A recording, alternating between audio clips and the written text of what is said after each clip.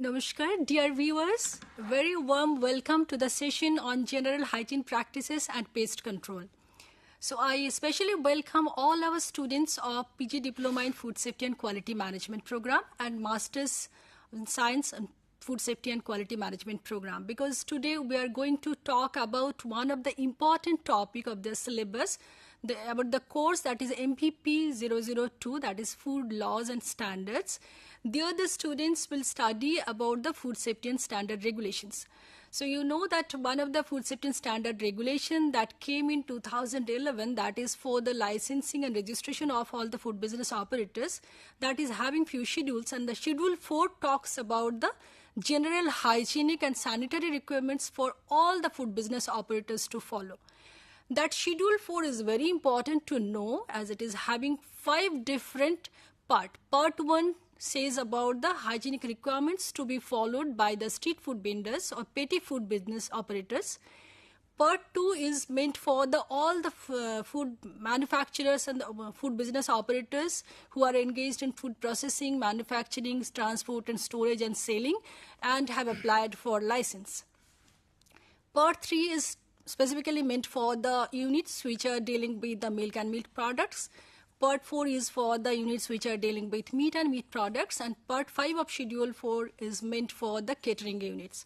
So in all these parts, in Schedule 4, there are requirements for sanitary and hygienic requirements. So what are the how good hygienic practices is to be maintained, followed by the food business operators, you should definitely know. So this is very important for all the students of the PG Diploma and the Masters in Food Safety and Quality Management.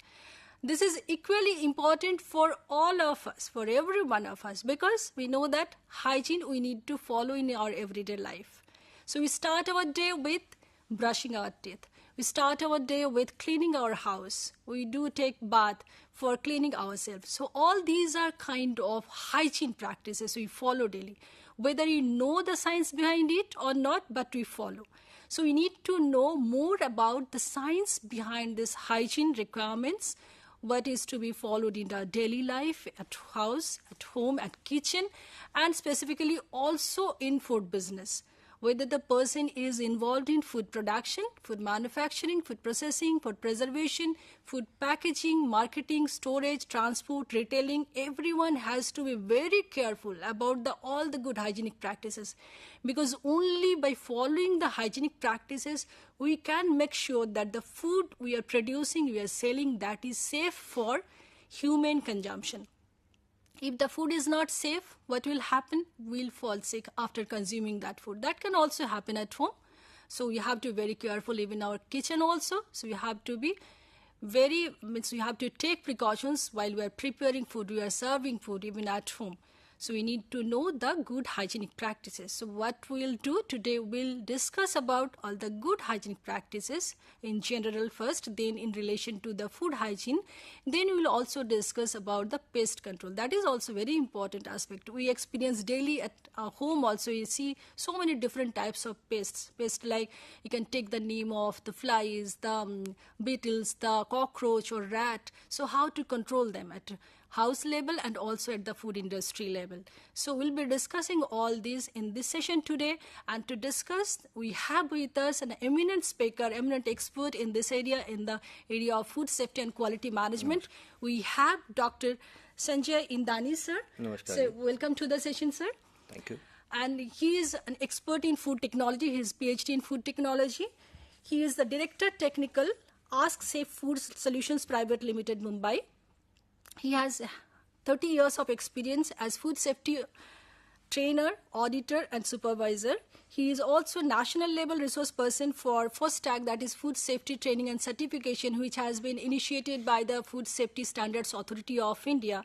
And I must mention that this program is a part of the series of our teleconference, radio program and television program, in collaboration with the Food Safety Standards Authority of India, FSSAI. In collaboration with FSSAI, IGNOU is conducting this kind of television program for creating public awareness and also to help our students to enrich their knowledge in the food safety and quality. Sir is also the APIDA recognized food safety consultant. So today we are fortunate to have with us Dr. Indani. So we'll start with the I'd like to know why the hygiene is so important. Though we are following it every day, but what is the science behind that? Okay. Thank you very much for inviting me for this session. Okay. See, hygiene is very, very important. Okay, and as we know that general hygiene practices are very critical. Now, when we say hygiene practices, it is very important that we must understand कि इससे क्या क्या होता है. मैं थोड़ा mix language रखूंगा ताकि हाँ, this is for general population also and for your students also. Okay, तो डिसीज प्रिवेंशन ये सबसे पहला इम्पॉर्टेंट एस्पेक्ट है इसमें. ओके, तो डिसीज प्रिवेंशन जैसे हम हाइजीन प्रैक्टिसेस फॉलो करेंगे, ओके, डिसीज प्रिवेंशन होगा. ओके, हम उसको प्रिवेंट करेंगे. ओवरऑल हम जब हाइजीन प्रैक्टिसेस फॉलो करते हैं, हेल्थ ऑफ वेलबींग मेंटेन होता है. we'll see how it affects and impacts. Okay, and in toto as a community health, certainly your hygiene practices are important. Okay, तो इसमें कुछ स्पेसिफिक चीज़ें मैं बताऊंगा जनरल पॉपुलेशन के लिए और कुछ स्पेसिफिक चीज़ें जो इंडस्ट्री में आपके स्टूडेंट्स को पता होनी चाहिए as a general hygiene practice. बहुत अच्छी बात कही आपने जो स्केड्यूल 4 को लेके. स्केड्यूल 4 पार्ट 2 में जो जनरल रिक्वायरमेंट्स दी है, जनरल हाइजीन प्रैक्टिस दी है, जो मैंडेटरी है सभी एफबीओ के लिए, ओके, वो फॉलो करना जरूरी है. And as you mentioned, yes, that will only ensure the food safety aspects. Okay, and that is a social and moral responsibility of any FBO. Okay, so very very very important. So देखिए, अगर हम hygiene के बारे में बात करें तो WHO ने और वर्ल्ड बैंक ने ये कहा है कि हाइजीन प्रमोशन ये सबसे कम कॉस्ट वाला एक्शन है. ओके, सबसे कम कॉस्ट वाला एक्शन है जो हम प्रमोट कर सकते हैं, जो हम यूज कर सकते हैं. अगर आप स्टैटिस्टिक्स देखें तो 230 करोड़ लोग ऐसे हैं वर्ल्ड में जिनको बेसिक हाइजीन फैसिलिटीज मिलती नहीं है. ओके, तो जिसमें आप हैंड वॉश का एग्जांपल ले लीजिए, क्योंकि बेसिक मिनिमम रिक्वायरमेंट है हाइजीन के लिए कि हैंड वॉश होना चाहिए, जो बहुत बहुत इफेक्टिव होता है फूड सेफ्टी में और हाइजीन रिक्वायरमेंट में. और 160 करोड़ लोग ऐसे हैं जिनको हैंड वॉशिंग में आपको वाटर और सोप की अवेलेबिलिटी नहीं होती है. तो इतना बड़ा इम्पैक्ट है आपकी हाइजीन को लेके. तो इसको प्रमोट करना बहुत जरूरी है, इसको जानना बहुत जरूरी है. As a general population we must understand, okay, that what is the significance of washing hands. Okay, if you look at further statistics, जो researchers ने कहा है कि 70% of people only uses basic hygiene. Okay, this data is from 2020 year. Okay, 3 साल पहले का. Okay, during COVID. So that is the statistics given.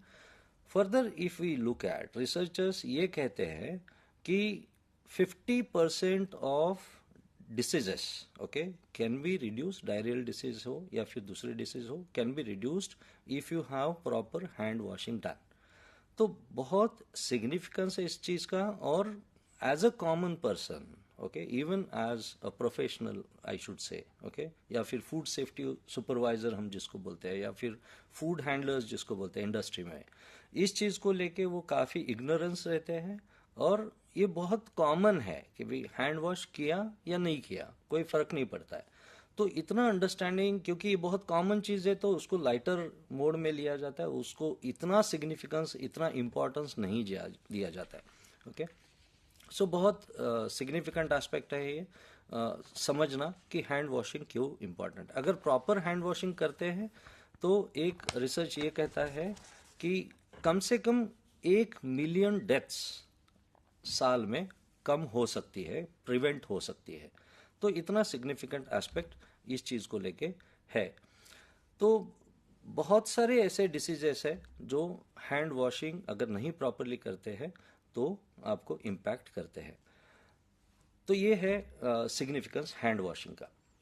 जैसे sir आपने हैंड वॉशिंग की बात की, अभी लास्ट 2-3 years में during the Covid period we experience that means people have become little more cautious about the hygiene, about the hand washing. That time we using, हर काम के बाद लोग हाथ धो रहे थे, घर में जो भी सामान आ रहा था उसको पहले धो रहे थे.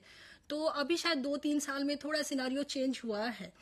तो इसमें हैंड वॉशिंग की बात की तो सर हम जानना चाहते हैं कि हैंड वॉशिंग के लिए कौन कौन से एक्टिविटीज़ के बाद हैंड वॉशिंग करना चाहिए। नॉर्मली हम क्या करते हैं, बाहर से आए तो एक बार हाथ धो लिया, खाना खाने से पहले एक बार हाथ धो लिया, और कौन कौन से काम के बाद हमें हाथ धोना चाहिए sir?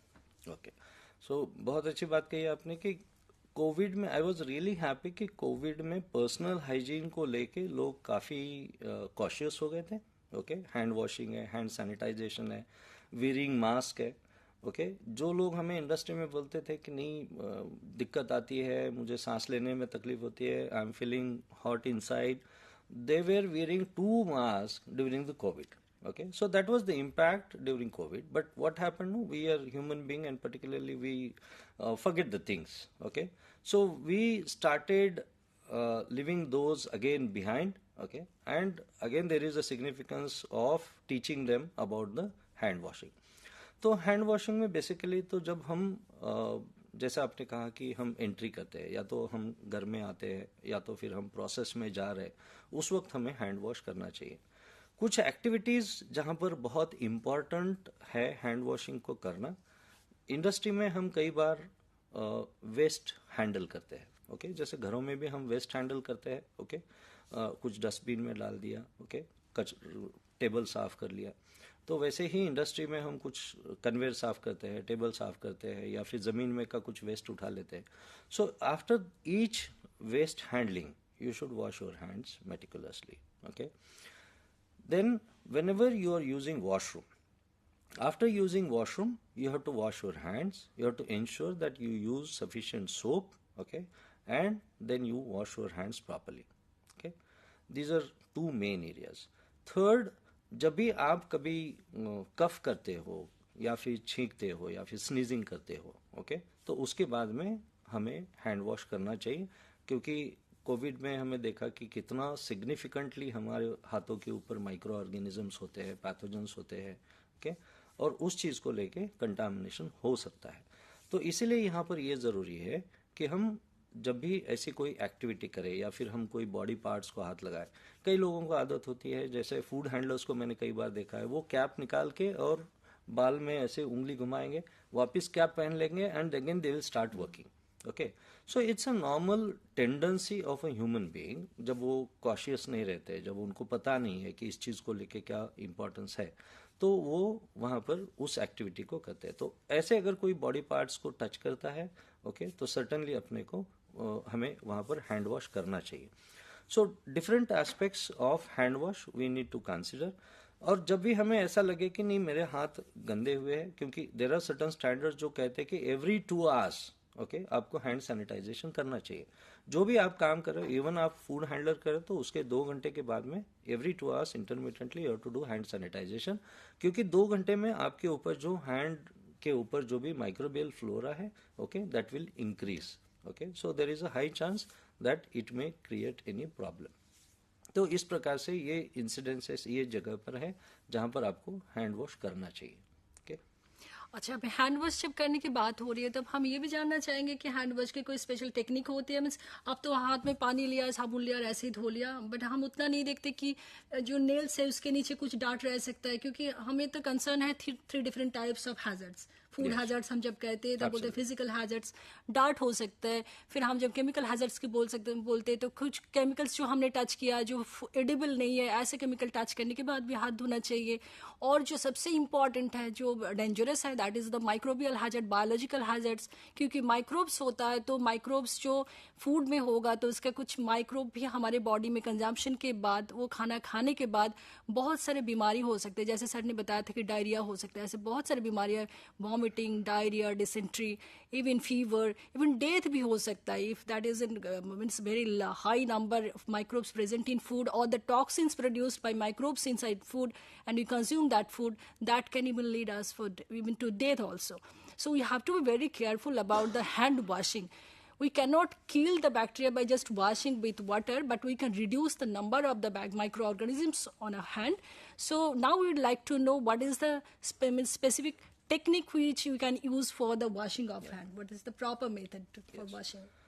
Mostly, rightly said by you, people take water, okay, and sometimes even in industry we have experienced कि वो हाथ को पानी भी नहीं लगाएंगे, वो डायरेक्टली सोप लेंगे और उसको डायरेक्ट टैप के नीचे उसको हाथ धोना चालू करेंगे. Okay, so that is a wrong method. The correct method is आपको हाथ गीले करने हैं, ओके, और फिर उसको ऊपर सोप लेना है, सोप सोल्यूशन लेना है, लिक्विड सोप लेना है, ओके, और फिर हाथ को रगड़ना है ठीक से. जैसे आपने कहा कि नाखून के नीचे है, उंगलियों के बीच में है, ओके, जो पार्ट्स है बैक साइड में है, ओके, वो पार्ट्स है जहां पर कि वो 99% पॉसिबिलिटी होती है कि हम हाथ को रगड़ते नहीं है, वहां पर रगड़ना चाहिए. और ये प्रोसेस जो है उसका जो कांटेक्ट टाइम है वो मिनिमम 20 सेकंड का होना चाहिए. आपका सोप सॉल्यूशन कितना भी इफेक्टिव हो, अगर उसका कांटेक्ट टाइम ठीक से नहीं है तो फिर वो इफेक्टिव नहीं होता है. ओके, तो अब 20 सेकंड कैसे हो, ये भी एक बहुत इम्पॉर्टेंट है समझने के लिए कि भाई 20 सेकंड कैसे मैं काउंट करूं या फिर कैसे समझूं. हम इंडस्ट्री में जब ट्रेनिंग करते हैं, फूड हैंडलर्स को ट्रेनिंग करते हैं, तो उनको सिंपल बोलते हैं कि भाई आप 1 2 3 4 you start counting up to 20. Okay, so you start counting and you rub your hands, your fingers, okay, and then you wash hands properly. After hand washing, there is very important step is hand drying. Again, वहाँ पर कई लोग गलती करते हैं. I have seen many food professionals, food supervisors कि जो hand washing के बाद में हैंड ड्राइंग प्रॉपरली नहीं करते, and that can lead to further contamination. तो हैंड ड्राइंग की या तो आप हैंड ड्रायर यूज कीजिए, या फिर कोई सीधा तौलिया हो, नैपकिन हो तो वो यूज कीजिए, या फिर आप टिश्यू यूज कीजिए. कई बार मैंने घरों में देखा है, किचन्स में देखा है, कमर्शियल किचन्स में देखा है कि वो अपने कपड़े को हाथ पोंछ लेते हैं. Okay, so that is not correct method. उससे वो कंटामिनेशन बढ़ सकता है. तो एक स्वच्छ कपड़ा हो आपके पास, साफ सुथरा कपड़ा हो, या फिर टिश्यू पेपर हो, या फिर कमर्शियली जब हम बात करते हैं तो कई इंडस्ट्री में वो हैंड ड्रायर्स होते हैं. ओके, तो हैंड वॉश के बाद में हमें अपने कपड़ों का हाथ नहीं लगाना चाहिए, otherwise that will bring a contamination. And then followed by that you have a hand sanitisation method. Okay, so जो भी आपका अप्रूव्ड सैनिटाइजर है, मोस्टली इंडस्ट्री में 70% IPA यूज होता है. ओके, घरों में कुछ लोग सैनिटाइजर्स यूज करते हैं, ब्रांडेड सैनिटाइजर्स यूज करते हैं, तो वो सैनिटाइजर लेके आप उसका भी 20 to 30 सेकेंड्स उसका कांटेक्ट टाइम रखना चाहिए. तो ये करेक्ट प्रोसेस है हैंड वॉशिंग की, जो मेटिकुलसली फॉलो करते हैं तो उसका इफेक्टिवनेस आता है. इसमें अगर कुछ गलती हो जाती है तो फिर प्रॉब्लम्स आते हैं. ओके, तो शेड्यूल 4 में स्पेसिफिकली एक चीज और बताई गई है हैंड वॉश के लिए कि जो टैप है वो हैंड ऑपरेटेड नहीं होना चाहिए. ओके, वो फुट ऑपरेटेड हो सकता है, वो सेंसर ऑपरेटेड हो सकता है, वो एल्बो ऑपरेटेड हो सकता है, नी ऑपरेटेड हो सकता है. दूसरी एक चीज बहुत इंपॉर्टेंट बताई गई है कि वो हॉट एंड कोल्ड वाटर का मिक्सचर होना चाहिए, ल्यूकवार्म वाटर होना चाहिए. So anywhere between 40 to 45 degree centigrade. अब यहाँ पर माइक्रो ऑर्गेनिज्म का कुछ उसके ऊपर कुछ इफेक्ट नहीं आएगा, बट रीजन ये है कि वार्म वाटर में, ल्यूकवार्म वाटर में आपका सोप एक्टिविटी बढ़ जाता है, और आपके हाथ के ऊपर अगर समझो ऑयल, ग्रीस या फूड पार्टिकल्स है तो उसको आप ठीक से रिमूव कर सकते हैं, इजीली रिमूव कर सकते हैं, और आपकी इफेक्टिवनेस बढ़ जाता है. So this is how the hand wash should be followed. Sir, आपको जैसे मैं सुन रही थी तो जो फूड इंडस्ट्री में होता है हैंड वॉशिंग के जितने सारे स्टेप्स बताए, उसके लिए प्रॉपर हैंड वॉशिंग स्टेशन भी होना चाहिए.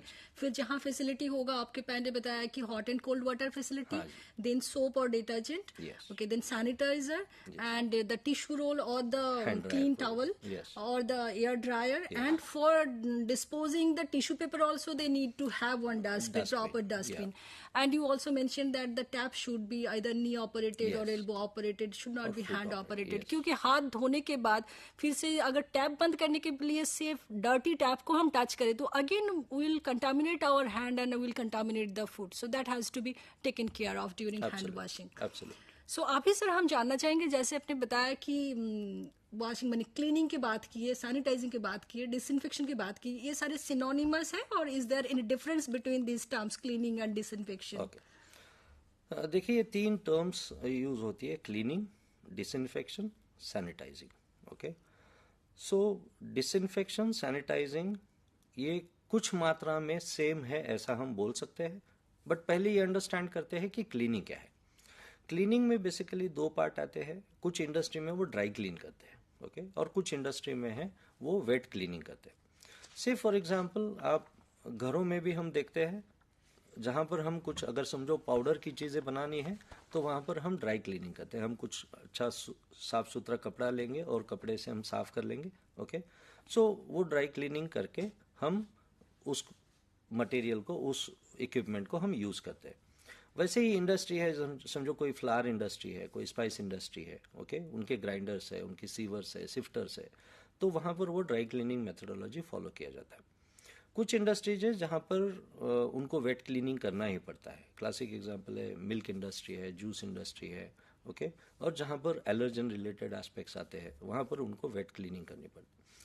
तो वेट क्लीनिंग करते हुए वो कुछ सोप सॉल्यूशन यूज़ करेंगे, ओके, डिटर्जेंट यूज़ करेंगे, या तो वो CIP करेंगे या COP करेंगे. तो वो क्लीनिंग का पार्ट हो गया, ओके.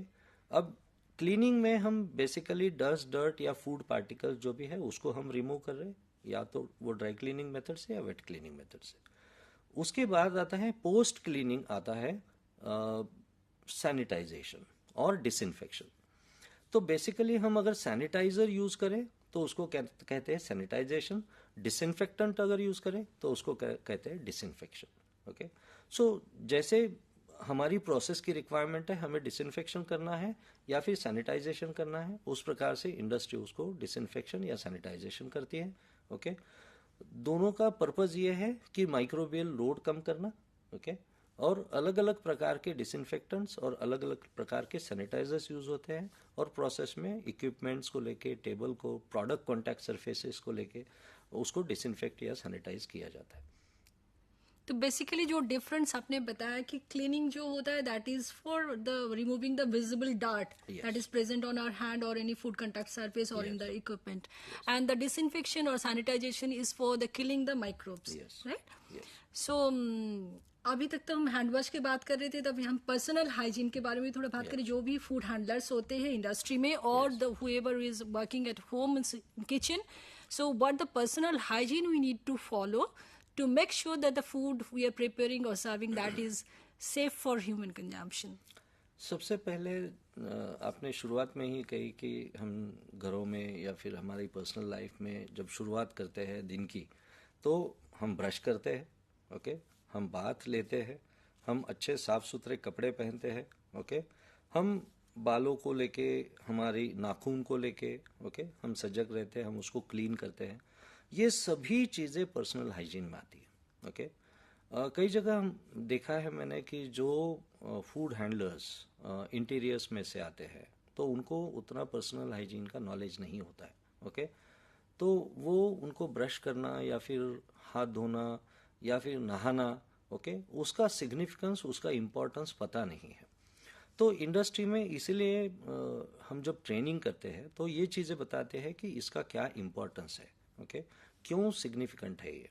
क्योंकि अगर हम ब्रश ठीक से नहीं करेंगे, जो फूड हैंडलर है वो ब्रश ठीक से नहीं करेगा, तो वो उसके जो भी कीटाणु, जीवाणु हम बोल सकते हैं, माइक्रो ऑर्गेनिजम्स बोल सकते हैं, ओके, तो वो स्प्रेड हो सकते हैं जब बात करेगा, जब खांस कहेगा, ओके, या फिर जब कफ आएगा, तो या फिर जब बात करेगा तो हो सकता है कि सलाइवा के पार्टिकल्स कुछ गिरे, और उसके लिए प्रोविजन है कि वो मास्क ठीक से पहने, ओके. बट यस, मास्क ये प्रिकॉशनरी मेजर है, बट बेसिक रिक्वायरमेंट है कि ओरल हाइजीन मेंटेन करना जरूरी है, प्रॉपर ब्रशिंग करना जरूरी है. तो वो उनको वहाँ से हमें सिखाना पड़ता है, वो वहाँ से ट्रेन करना पड़ता है उनको, okay. Sorry. Bathing, daily shower लेना, डेली बाथ लेना, ओके, तो उससे जो भी हमारी बॉडी ओडर्स है, ओके, वो ऑफ स्मेल जो है वो प्रोडक्ट को नहीं लगेगी, प्रोडक्ट खराब नहीं होगा, प्रोडक्ट स्मेल नहीं करेगा. तो इसीलिए ये देखना बहुत बहुत ज़रूरी है. हेयर हाइजीन इसलिए क्योंकि हेयर्स में जब हम ट्रैवल करते हैं बहुत सारी डस्ट जमा हो जाती है, बहुत सारे माइक्रो ऑर्गेनिज्म होते हैं, अपने स्काल्प पर बहुत ज़्यादा कुछ ग्रो हो जाता है, तो वो सब क्लीन करने के लिए आपको हेयर हाइजीन मेंटेन करना ज़रूरी है. और जब हम हेयर हाइजीन मेंटेन करते हैं, उसको कोम करना है, उसको वॉश करना है, तो उसके हिसाब से जो डेली फॉल होता है, जो एवरेज फॉल बोलते हैं हम हेयर्स का, ओके, तो वो वहाँ पर हो जाता है और अपनी प्रोसेस में जब लोग आएंगे तो उसका कंटामिनेशन के चांसेस कम हो जाते हैं. ओके, नेल्स बहुत बहुत सिग्निफिकेंट है. हर बार मैं स्ट्रीट फूड वेंडिंग में जब ट्रेनिंग करता हूँ, स्ट्रीट फूड वेंडर के जब ट्रेनिंग करता हूँ, तो उनको मैं बताता हूँ कि नेल्स बहुत बहुत सिग्निफिकेंट है. और कई बार मैंने देखा है कि उनके वो नेल्स बढ़ाते हैं ताकि पर्पसफुली उनको कहीं कुछ काटना है, कुछ फोड़ना है, पानी पूरी फोड़ना है, तो वो नेल उनको हेल्प करता है. But it is very wrong practice. Okay, तो इसीलिए उनको वो बताना पड़ता है कि आपको नेल्स लंबे नहीं रखने, क्योंकि आप जितना भी चाहो आप उसको मेंटेन नहीं कर पाते हो. ओके, तो ये चीज़ें हैं. एंड ऑफ कोर्स क्लोथिंग के लिए हमारे पास इंडस्ट्री में we have protective clothing. Okay, so we have hair cap, we have apron, okay, we have mask, we have hand gloves. So well organized industry has all these things. Many times when we go for training of small vendors or street food vendors, I tell them, okay, at least you wear a kitchen apron. That is not very costly, that can be easily maintained. Okay, so that will help them to maintain the food safety aspect of food and will reduce the contamination between clothing and the material.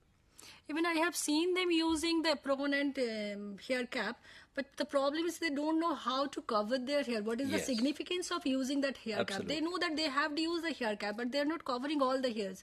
So ultimately that will not serve any purpose, because Absolutely hair correct. will fall into the food and that will be a physical hazard, and that Absolutely can also contain microbe, and it will Perfectly be said. Yes. means contaminate the food. Yes, So that is the problem there. So now we'll Absolutely. talk about this respiratory hygiene. During COVID period, again I'll Yes. quote that one only, that we took care of our respiratory hygiene. We know that means when we are coughing, we should cover our Yes. mouth and we should wash our hands. So can you please elaborate that one, sir? Yes. See, basically when we cough or when we sneeze, okay, we release lot of saliva particles, lot of microorganisms, and that can travel even up to 2 meter. The significance of that 2 meter distance during COVID was that when you cough or sneeze, okay, there is a chance, there is a possibility that the saliva particles, fine particles, along with the microorganism will travel in air and will contaminate the area or will contaminate the person who is standing nearby. तो इसीलिए food industry में food handlers को mask दिया जाता है.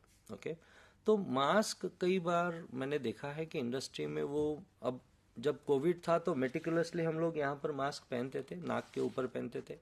कुछ लोग अभी नाक को खुला रखते हैं और मुंह को कवर कर लेते हैं. कुछ लोग यहाँ पर लाके रख देते हैं मास्क को. ओके, कुछ लोग और नीचे खींच लेते हैं, क्योंकि there are multiple reasons and they don't know the significance, they don't understand. Okay, तो इसीलिए उनको बार बार ये बोलना पड़ता है कि भाई आप यहाँ पर मास्क रखिए, नाक के ऊपर रखिए. ओके, तो एक बार वो हैबिचुएट हो जाए तो फिर कोई दिक्कत नहीं है.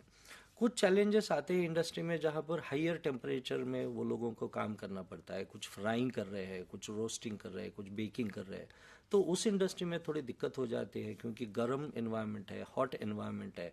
The temperature itself is 42-45. Okay, and then they feel that they are sweating, they are suffocating. Okay, so इसीलिए schedule 4 part 2 में भी एक important requirement उन्होंने दी है जो ventilation की. So the industry has to work on ventilation, okay, so that they are more comfortable. But rightly, as you said, we tell them if you are sneezing, then you use like this, you sneeze here, or you sneeze in your hand and or cough in your hand, and then go and wash your hands. So all these aspects of respiratory hygiene need to be maintained. Thank you so much, Dr. Indani, for explaining the personal hygiene and the importance of the oral hygiene and respiratory hygiene. Now it is a time for taking a short break. So we'll take the short break and we'll be back just right after the break. So please stay tuned. We'll continue our discussion on general hygiene practices and pest control.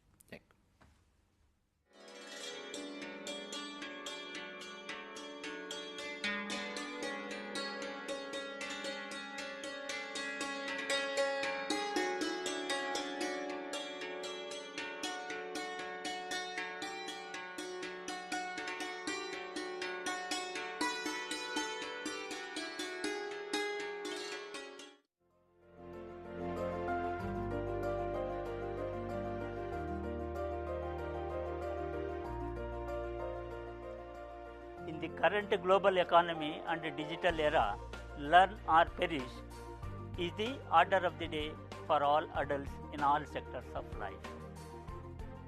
As a result, adult education and lifelong learning have assumed great significance.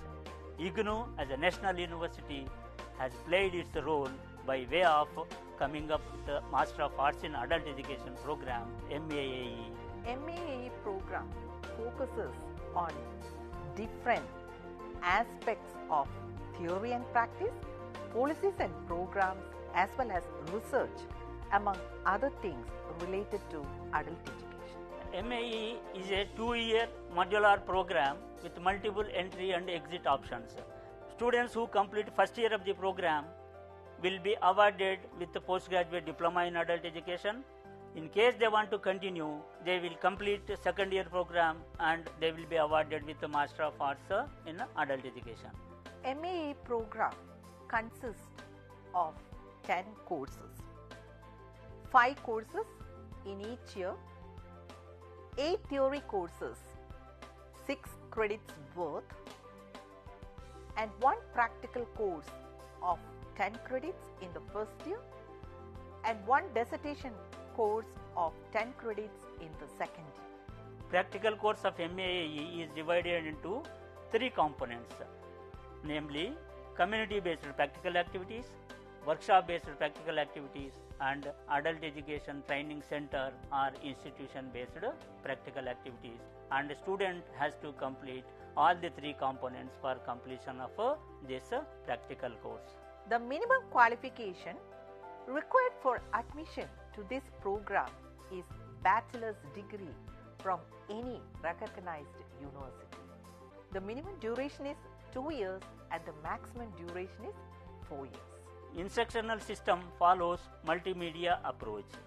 The major medium of instruction is self-learning print materials, which is supplemented by other media such as audio-video programs, broadcasting, that is interactive radio counseling, teleconferencing, personal contact programs or counseling sessions at the study centers, workshops and field work, as well as internship at the institutional level. Those who seek out a master's degree in adult education have a myriad of career and specialization options. They can go further for higher studies, that is research in various fields of adult education, and adult literacy teacher, faculty in university departments of adult and continuing education, extension and lifelong learning. Field functionaries in the projects implemented by state and central governments as well as NGOs. For more details, you can log on to www.ignou.ac.in. Don't forget to take admission. Hurry up.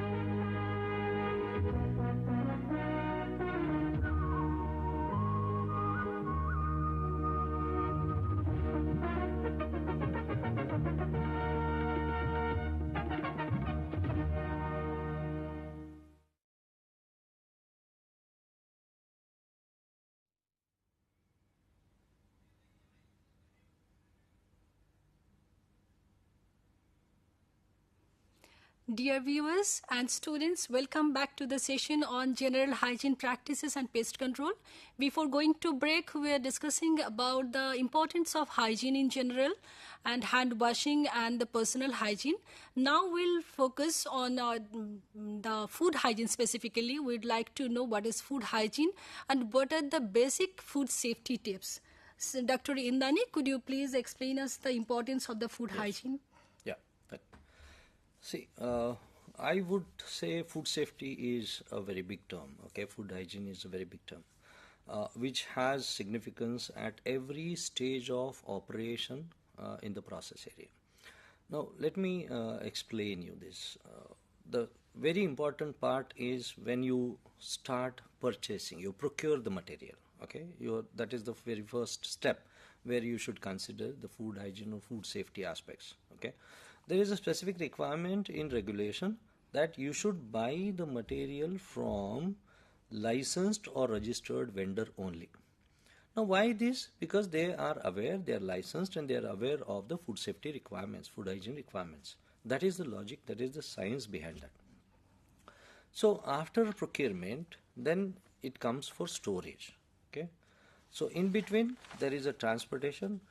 You would be aware that transportation is now called as a FBO, food business operator, because they are important chain in complete food safety and food chain. So after transportation, when you receive in the industry, okay, when you store, there are very important aspects in the storage with respect to food safety. Specific requirement given in regulation कि भाई आपको जो material रखना है या तो आप उसको रैक्स के ऊपर रखें या फिर उसको आप पैलेट्स के ऊपर रखें. ओके, सिग्निफिकेंस ये है ताकि आप नीचे से जो भी उसका हाइट है 6 इंच का 7 इंच का जो हाइट रखा है आपने, ओके, उसके नीचे से आप उसको ठीक से क्लीन कर सकें. ओके, तो क्लीनिंग वहाँ पर हो जाता है, आप उसको मॉनिटर कर सकते हो, इसीलिए उसको स्पेसिफिकली वैसे मेंशन किया है. कुछ फूड इंडस्ट्रीज में कुछ छोटे पैमाने पर जो काम करते हैं, they are unable to maintain this. Okay, so for them they need to introduce methodology, जैसे कुछ प्रकार के पैलेट्स वो यूज़ करें, कुछ प्रकार के पैलेट जैसी चीज़ें, उसको स्टैंड जैसी चीज़ें यूज़ करें और उसके ऊपर वो मटेरियल रखें. Okay, second requirement in storage that the material should not be touching to wall. Okay, equipment should not be touching to wall. तो उसका और एक सिग्निफिकेंस है कि वहाँ पर हम क्लीनिंग अगर कर पाए न कर पाए तो फिर दिक्कत हो जाती है. ओके, और जब मटेरियल कोई भी वॉल से टच करता है तो हो सकता है कि आपका मटेरियल हाइग्रोस्कोपिक है और वो मटेरियल उसका मॉइस्चर एब्सॉर्ब कर लेता है and it will spoil faster. So आपकी प्रोडक्ट के शेल्फ लाइफ के लिए, आपके प्रोडक्ट के रॉ मटेरियल की क्वालिटी के लिए ये बहुत बहुत ज़रूरी है ये चीज़ें फॉलो करना.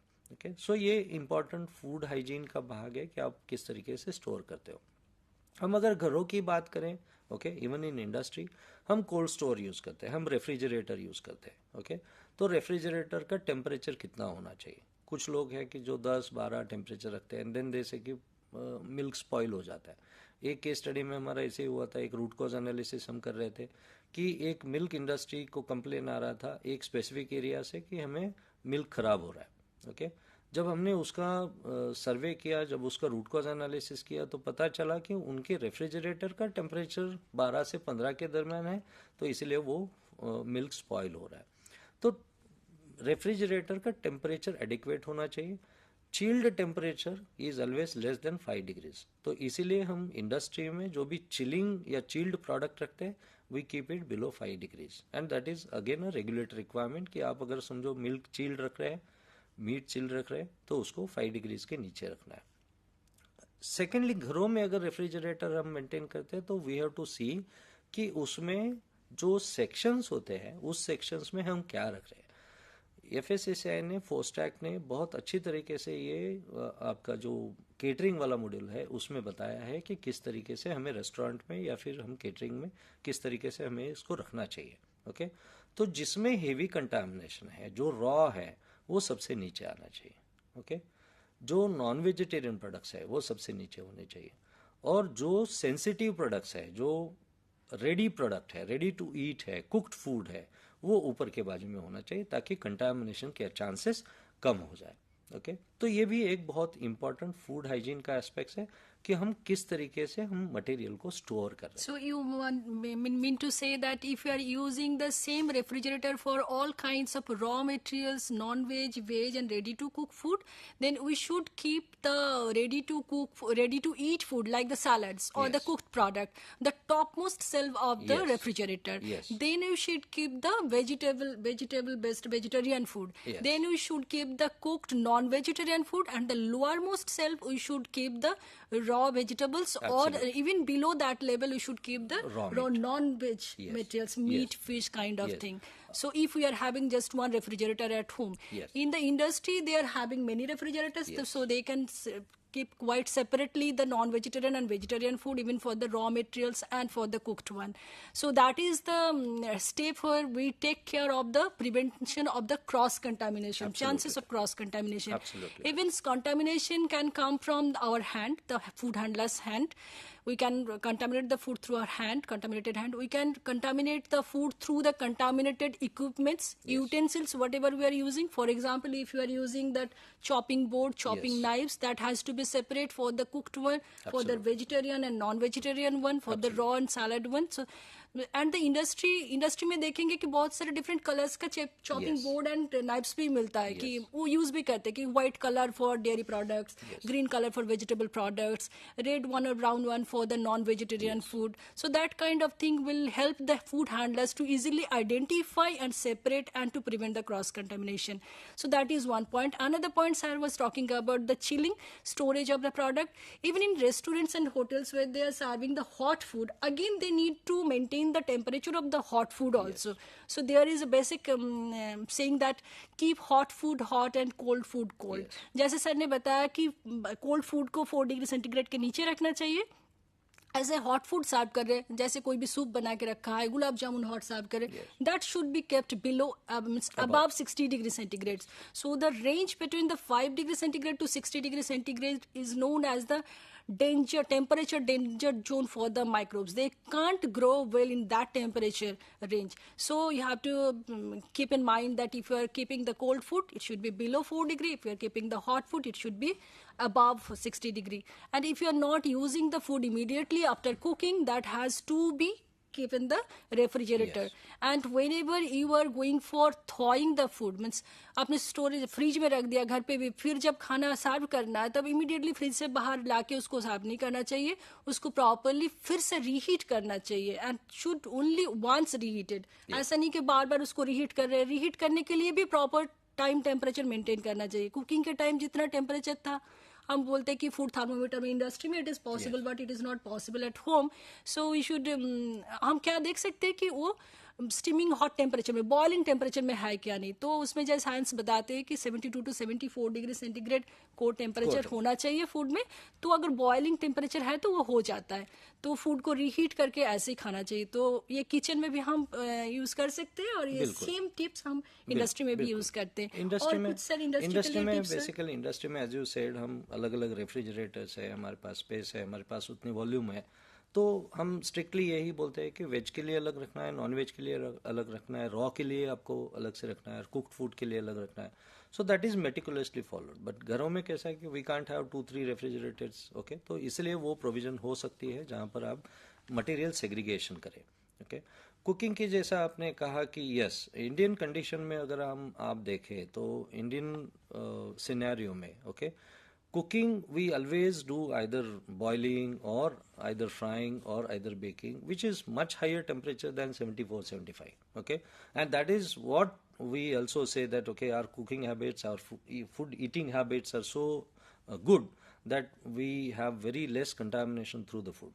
Okay, but yes, सबसे इम्पोर्टेंट है कि पोस्ट प्रोसेस कंटामिनेशन. ओके, हमने बना तो लिया, गर्म कर लिया, बट उसके बाद जो प्रोसेस कंटामिनेशन है वो नहीं होना चाहिए. उसका हैंडलिंग है, उसका स्टोरेज है, उसको परोसते वक्त जो भी चीज़ें हैं तो वो नहीं होना चाहिए। तो राइटली सेड कि ये सब चीज़ें नॉर्मली घरों में ये देखा जाता है सर, मॉर्निंग में खाना बन गया है, फिर जब तक दोपहर तक लंच टाइम ना हो जाए तब तक खाना टेबल पे रहता है, फिर खाना खाने के बाद जो बच जाता है उसको हम रेफ्रिजरेटर में रखते हैं।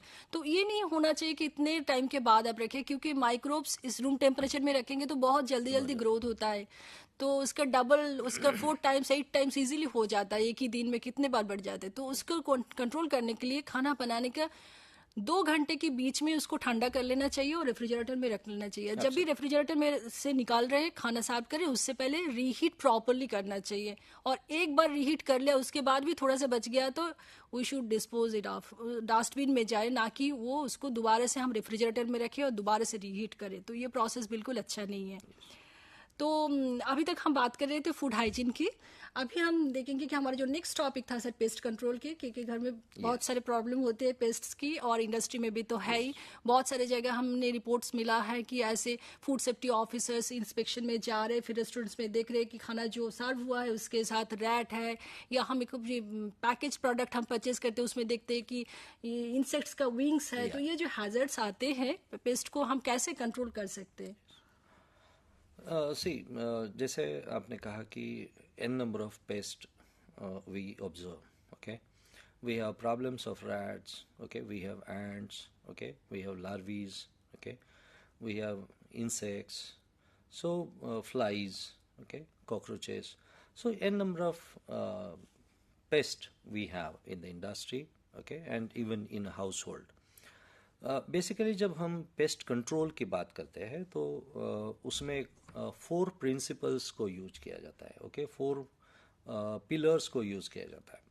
इसमें जो सबसे पहला पिलर है that is called as prevention, okay, pest prevention.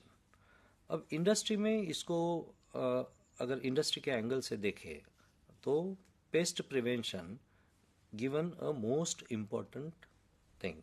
अभी जैसा समझो डोर्स है, ओके, शेड्यूल 4 में भी ये बताया गया है कि जो एक्सटर्नल ओपनिंग डोर्स है वो ऑटो क्लोजिंग होने चाहिए।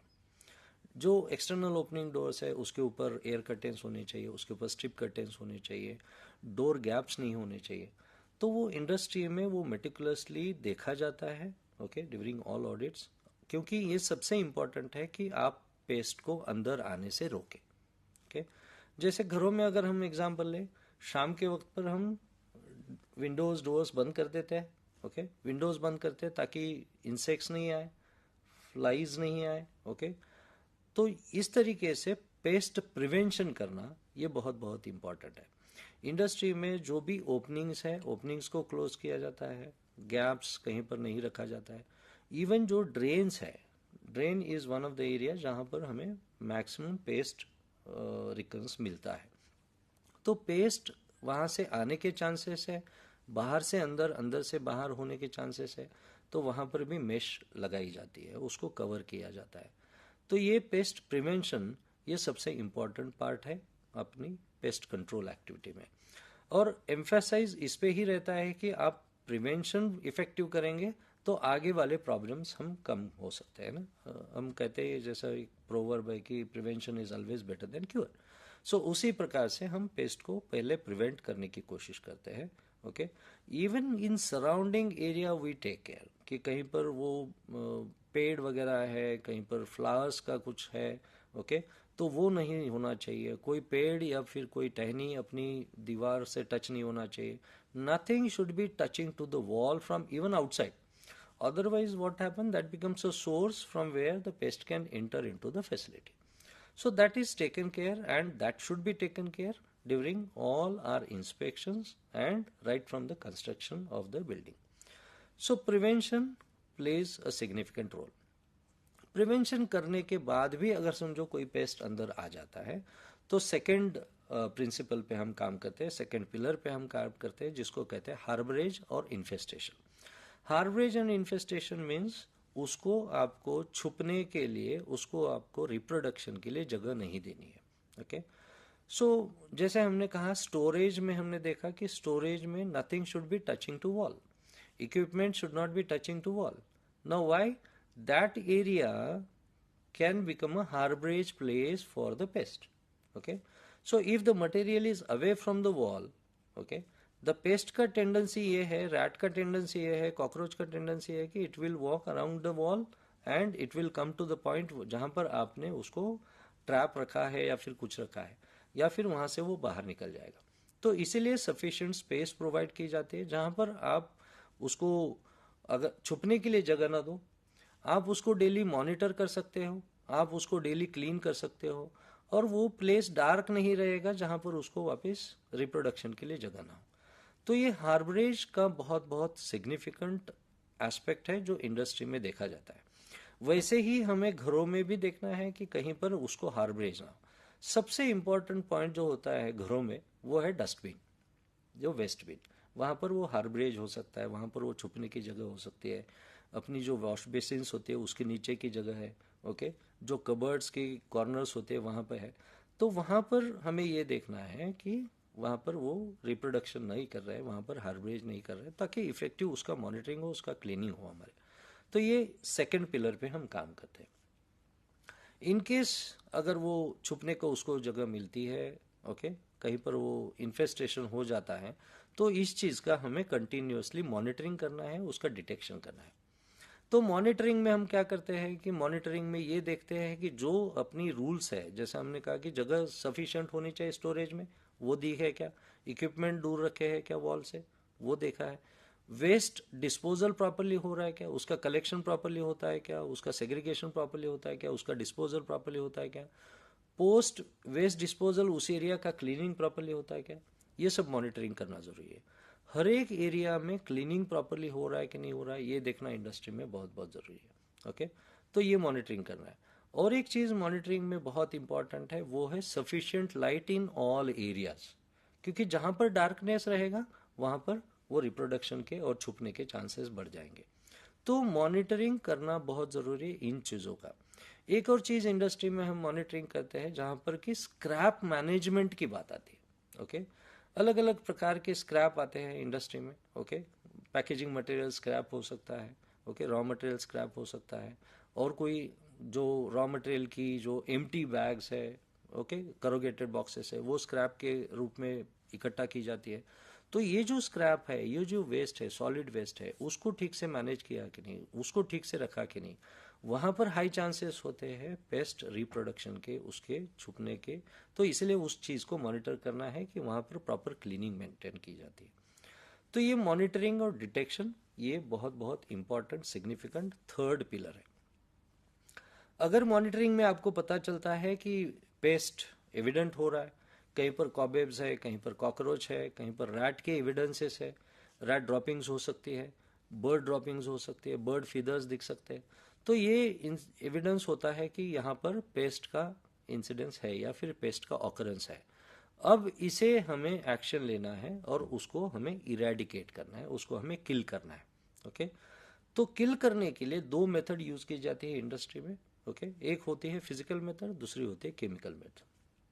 हमने देखा होगा इवन घरों में हम रैट के जो पैड लगाते हैं, ग्लू ट्रैप लगाते हैं, ओके, रैट को पकड़ने के लिए, वो फिजिकल मेथड में आता है। इंडस्ट्री में वैसे ही ग्लू पैड्स लगाए जाते हैं, उसको रोडा बॉक्स में रखा जाता है, ओके, और उस जगह पर रखा जाता है जहां पर वो चांसेस है कि रैट आए वहां पे, okay. Either side of the door है, कहीं पर ओपनिंग है, कहीं पर स्क्रैप एरिया है, कहीं पर डार्क प्लेस है, ओके। तो वहां पर वो रखा जाता है ताकि रैट आने के बाद में उसमें वो चिपक जाए और फिर उसको डिस्पोज किया जाए।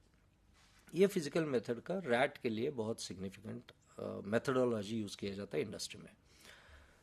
दूसरा ये जो रैट के बाद में आता है फ्लाइज को लेके जो फ्लाई ट्रैप्स अभी आजकल इंडस्ट्री में जो यूज होते हैं, पहले यूज होते थे पेस्टो फ्लैश, ओके, जहां पर वो मक्खी आने के बाद में उसको दो इलेक्ट्रिकल वायर में उसको ये किया जाता था, फ्लैश किया जाता था, और वहां पर मर जाते थे। That flash is not being used. Pesto flash is not being used in industry for two reasons. One, it creates off smell, and second, whatever that burned particles are there, that can create a contamination to the environment, contamination to the food. So now the methodology is you have a pest trap where there is a glue trap, okay, and the fly or insects, they will fly and they will be caught in that trap, okay, on that glue, and you change that trap over the period of time, maybe after 2 months, after 3 months. So that is very effective methodology which is being used in the industry. Okay, wherever we have cockroaches, wherever we have suppose ants, particularly in areas or in processes where they use lot of sugar or sugar syrup, okay, we have evidences of ants. I always tell in industry, and it has been proved and it is mentioned in standards, that hot water is one of the best effective method. Particularly in catering, we always recommend them to use a hot water. Just give a hot water wash and no infestation, no flies, no eggs of your cockroaches will remain. Okay, so that is a effective method, physical method of control of or eradication of your pest. The second method is chemical method. Okay, so we recommend in industry that the chemical should not be used within the process area, so that there is no chance of cross contamination. Okay, so the chemicals are used outside. Okay, there are pest control agencies, they use lot of pesticides, insecticides for spraying. Okay, and they use it outside in periphery, okay, on the wall, in the drain, okay, so that the propagation or reproduction of pest can be restricted. Okay, so pesticide application should be cautiously done.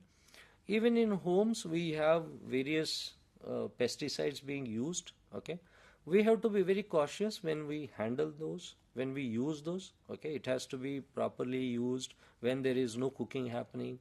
Okay, when everything is kept closed, covered, and then only we should apply the pesticide. The same methodology we do in industry also. Okay, and we follow that eradication method. So this is a chemical eradication. Okay, so this is how the pest control practices are followed. In other words, we can also say that for pest control we do have 4D concept. Absolutely. So 4D, first D stands for deny the entry. Yes. You talked about the prevention of the Yes. entry. So deny entry, then deny shelter. Yes. So don't give the shelter to the pest. Then you deny food. You cover everything, even the dustbin also, Absolutely. wastebin also, so that the pest, even if they enter, they don't get any food to survive. Then the last D is for the destroy the pest. If you can't control by monitoring the pest, if you can't control their entry or shelter, then you just destroy, kill the. And sir has already explained the methods, the physical methods, the electrical methods, and the chemical methods which we can follow at domestic level and also the industry level for control of the pests. So in today's discussion, what we could learn from this discussion, that what is the importance of the hygiene in general, what is the importance of hand washing, what are the proper techniques for hand washing. Then we discussed about the personal hygiene, oral hygiene, respiratory hygiene, little bit of environment hygiene. Then we talked about the food hygiene and food safety tips, and at the last we discussed about the pest control. So I hope that from today's discussion our students could learn something about the good hygiene practices to be followed at home and also in the food industry at each level, starting from the production, the packaging, the storage, transport and retailing, and during consumption also. So next month we'll come up with another important topic related to your program, to your syllabus. So till then, please take care of your health. Please follow the good hygiene practices. Stay clean, stay healthy. And I once again thank Dr. Sanjay Indani for being with us today in our studio and helping our student to learn about the general hygiene practices and pest control. Thank you so much for watching this program. Thank you.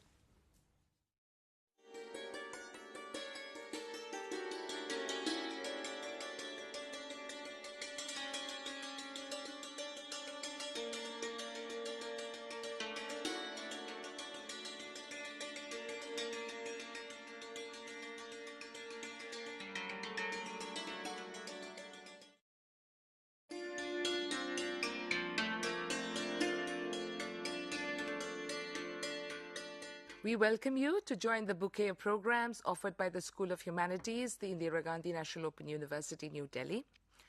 The Indira Gandhi National Open University, New Delhi, is a mega university today.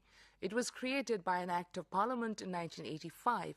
It is the world's largest university with an enrollment of about 3.5 million current students and 3.2 million alumni. IGNOU has also been accorded the highest grade of academic excellence, A++, by the National Assessment and Accreditation Council, or the NAC. Now, during your time at IGNOU as a learner, we will help you complete your program of study with world-class printed materials, audio and video programs. We have more than 35,000 academic counselors who will guide you till you complete your program of study. We also provide live interaction with your teachers at the headquarters via teleconferencing mode and live interactive radio counseling besides this, supported by regular TV and radio broadcasts.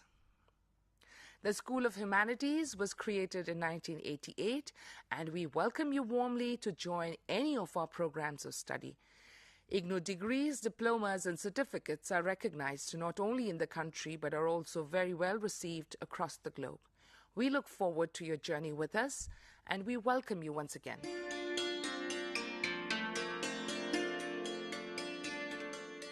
Now we shall talk about the postgraduate diploma in American literature, and its code is PGDAML.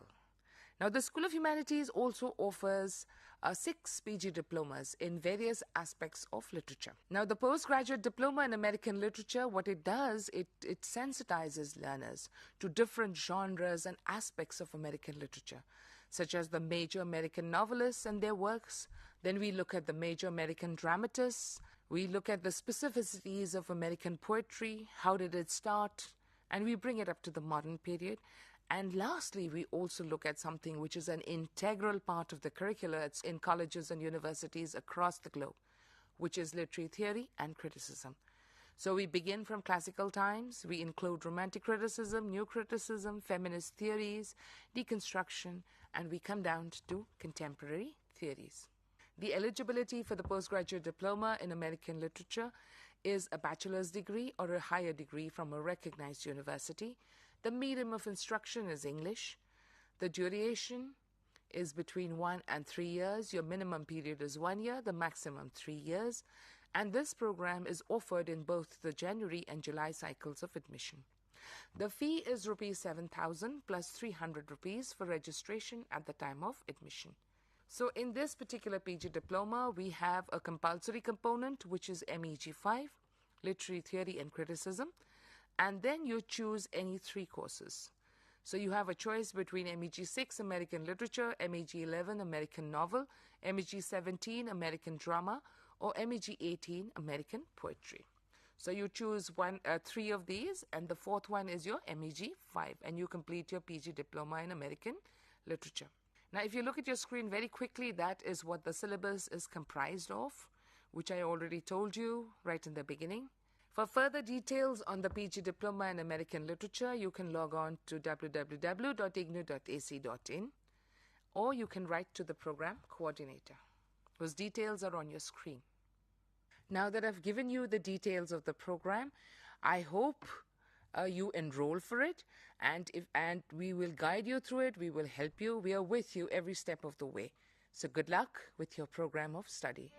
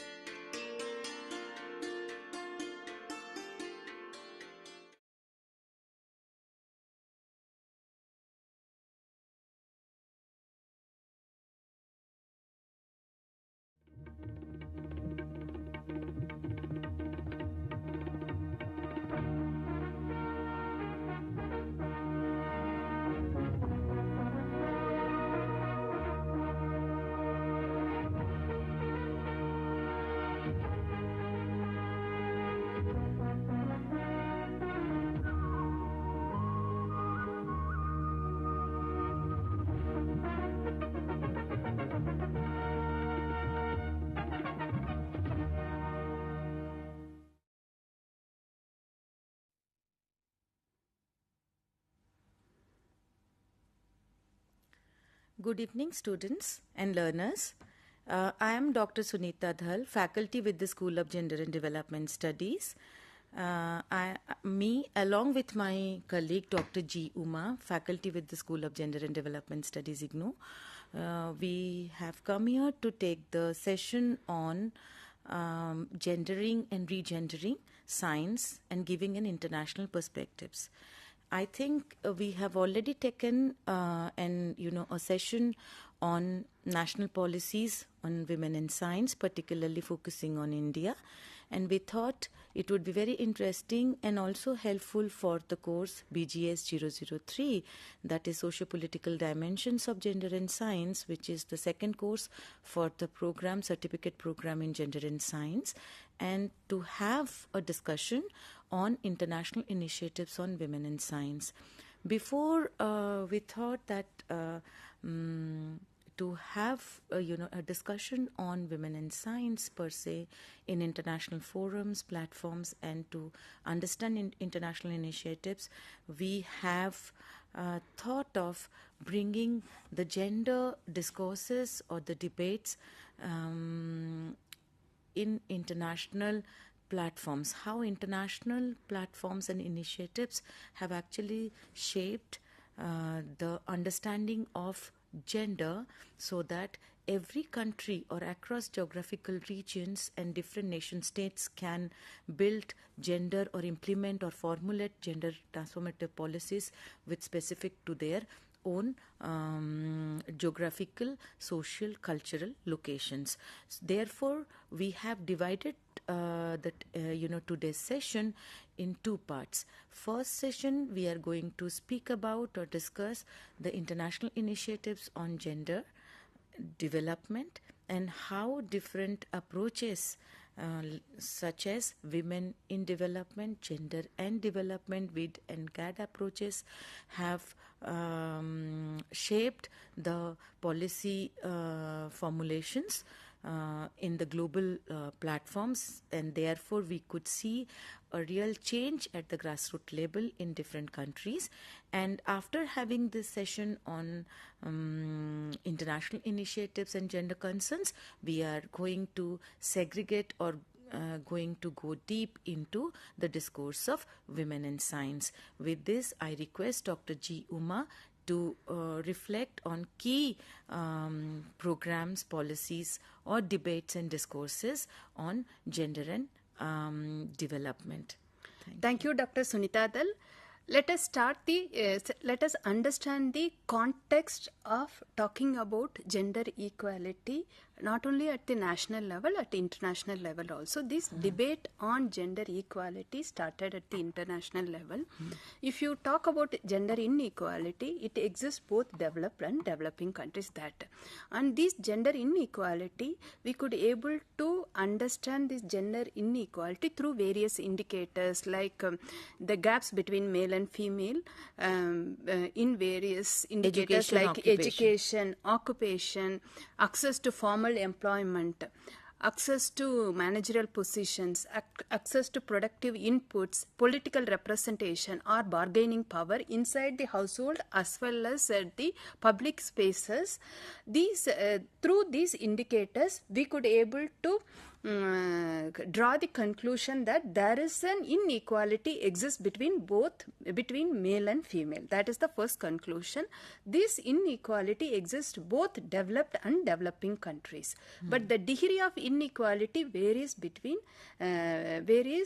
at different levels in different regions. For example, in developed nations like Western European countries or North American countries, the inequality may not exist at the educational level, but the inequality certainly exists to access certain areas like male-centric areas or the control over certain resources.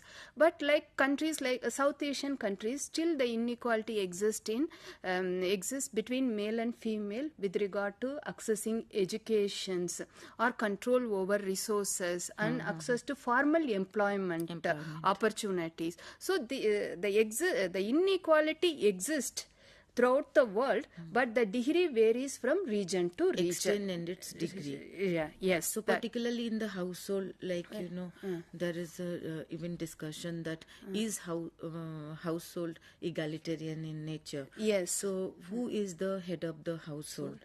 So yes. when we are conducting studies like on economic surveys, similarly other developmental work, so we have to carefully choose that even to include female-headed household in the survey, as well as even taking any adult person also in the household, because we know that households are not egalitarian. All households are not egalitarian when it comes to South Asian countries. Yes, this is the thing. Second one is that the underrepresentation of women both in developed and developing nations, that we could able to see through the data.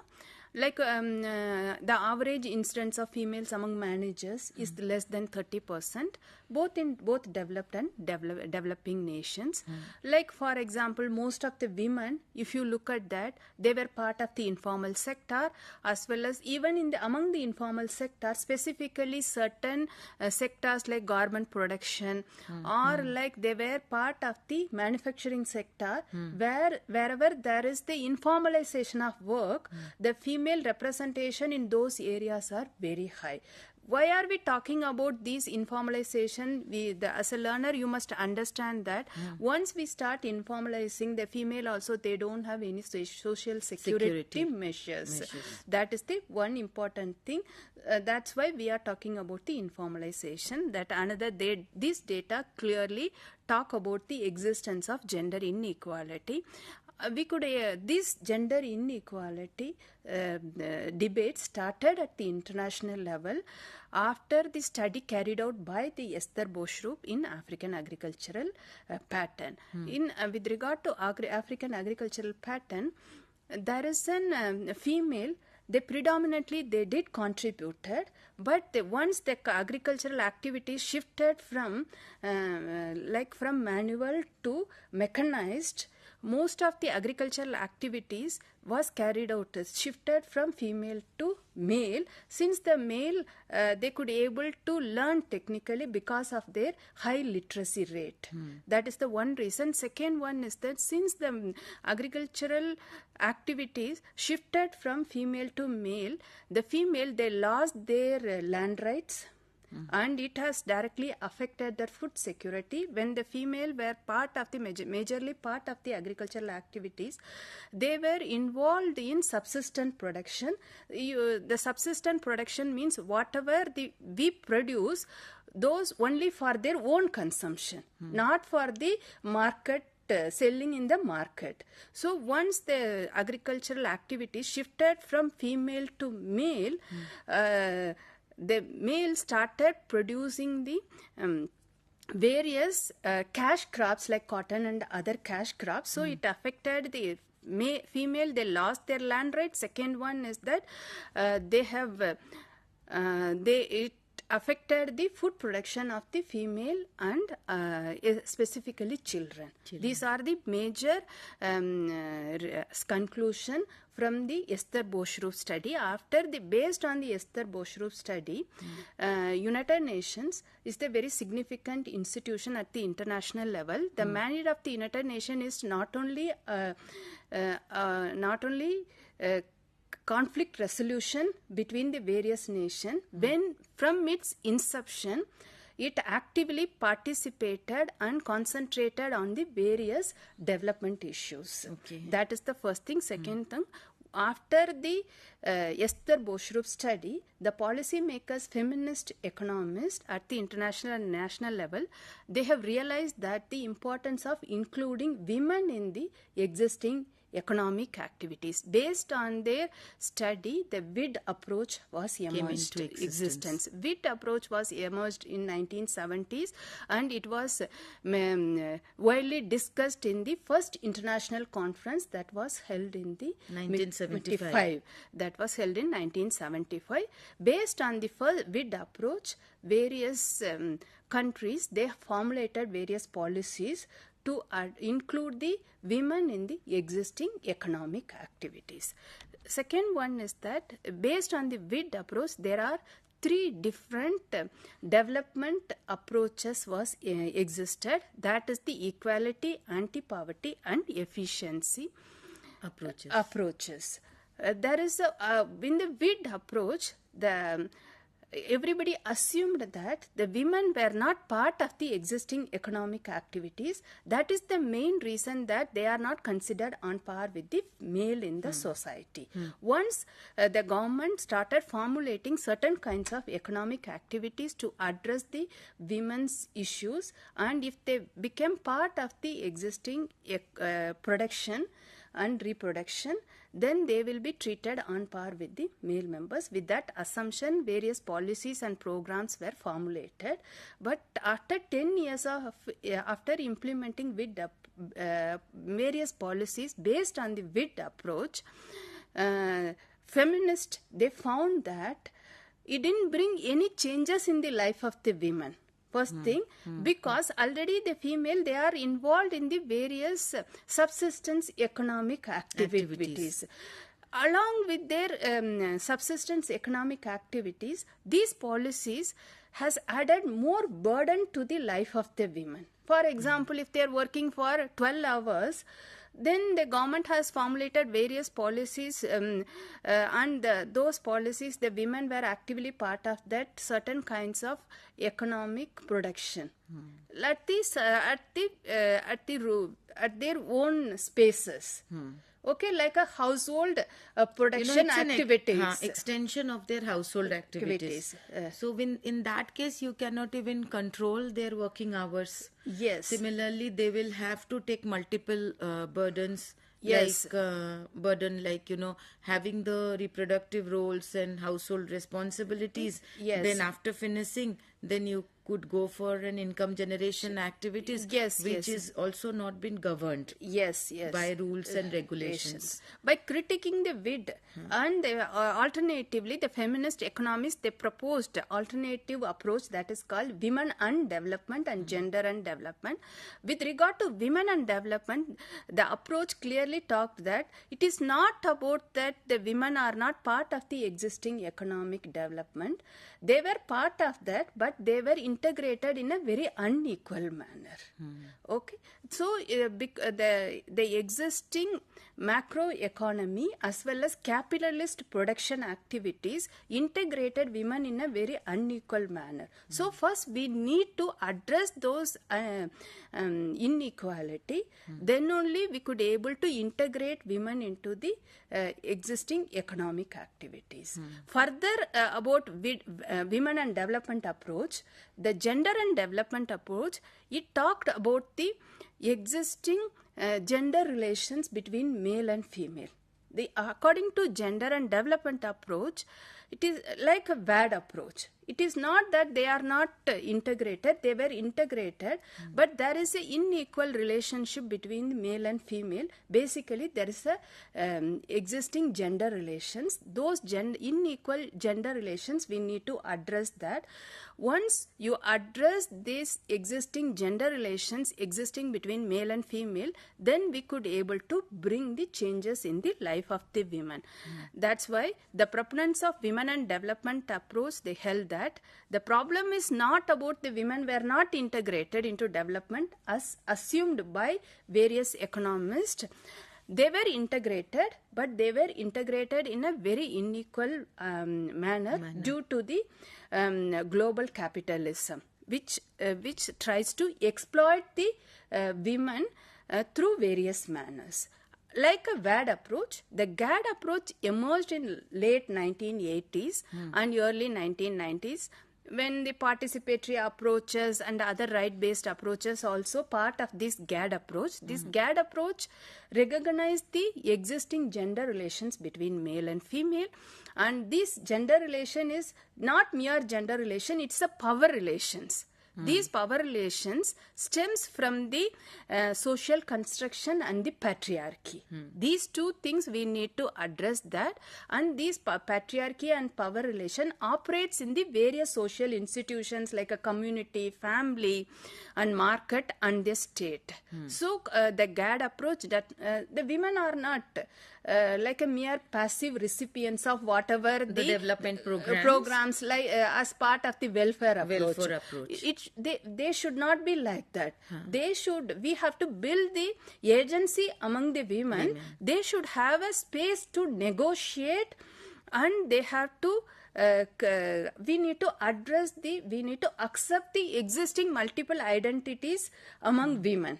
And we cannot say that when we talk about women, we cannot say that all the women are equal. We cannot consider as a woman as an one single category or single identity. Every woman carries the multiple identities that we need to recognize.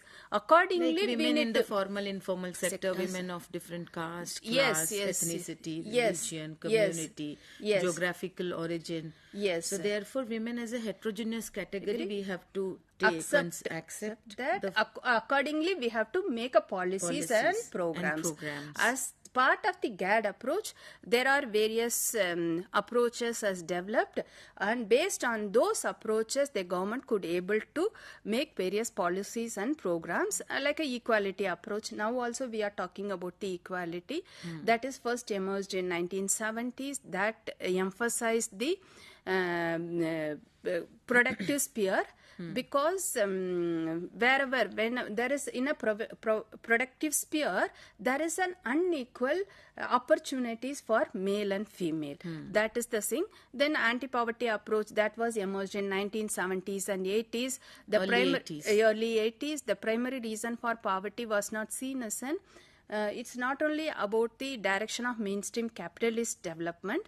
Basically, the poverty is because of the skewed distribution of the resources. The poor women, specifically poor women, they don't have an access to credit, skill, extension services and employment opportunities. Even market and education, healthcare system. So resources is a big constraint. Yes.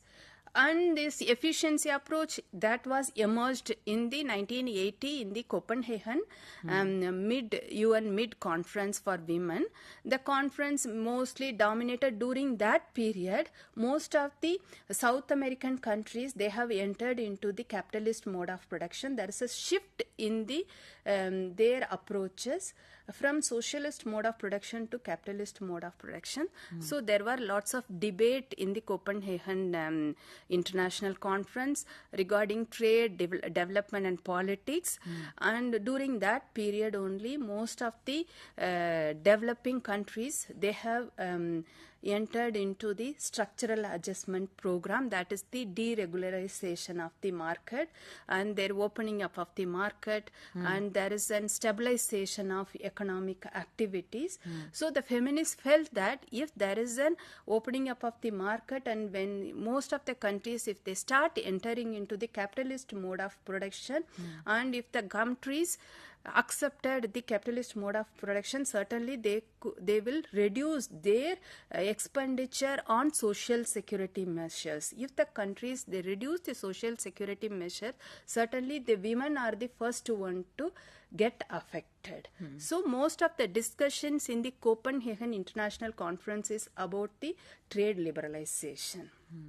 As learners, you must know that there are 4 international conferences with to talk about the gender issues, specifically on women issues. That is, the last conference was held in Beijing. Before that, Nairobi, Copenhagen and Mexico City. These are the 4 places the conference was held. First conference was held in 1975. The second one is on 1980. Third one is on 1985. And the last conference is on 1995 in Beijing. These are the 4 conferences. This GAD approach, elaborately they discussed in the Nairobi conference as well as in the Beijing conference. Based on this GAD approach, there are 2 important approaches has emerged, that is the empowerment and equity. The empowerment stand on GAD approach broaden the scope for the development, and it could able to address the significance of existing oppressive gender relations as well as the ecological destructions ethics of the multilateral and multinational Control over institutions, resources, and also how these multilateral and various international institutions, how they are trying to control the trade relations in the developing countries, how it could able to affect the women and the marginalized sections of the population. That was widely discussed based on the empowerment approach. And another approach is equity approach that was outlined by the Naila Kabir. It states that women's combination of women's welfare, empowerment, equality of opportunity, anti-poverty, efficient stands are required. All these stands are required for equitable outcomes. And also earlier they were talking about the practical gender needs and strategic gender needs, but as far as Naila Kabir is concerned, it is artificial. We need to talk about both practical and strategic gender needs. That was discussed in the course material also, what is practical gender needs and what is strategic in the basic gender concepts first course it has been discussed. These are the 4 international conventions. That is the important one is the Convention on the Elimination of All Forms of Discrimination Against Women, CEDAW. Second one is the Vienna Declaration and Program of Action. Next one is, as I have mentioned, that Beijing Declaration and Platform for Action.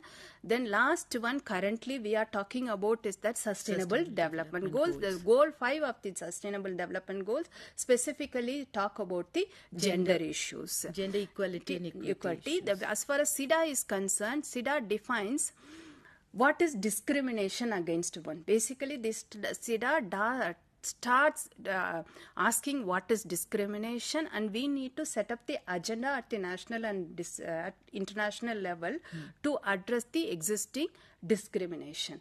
With regard to Vienna Declaration and Program of Action, it is about the women's status and their human rights. These are the thing.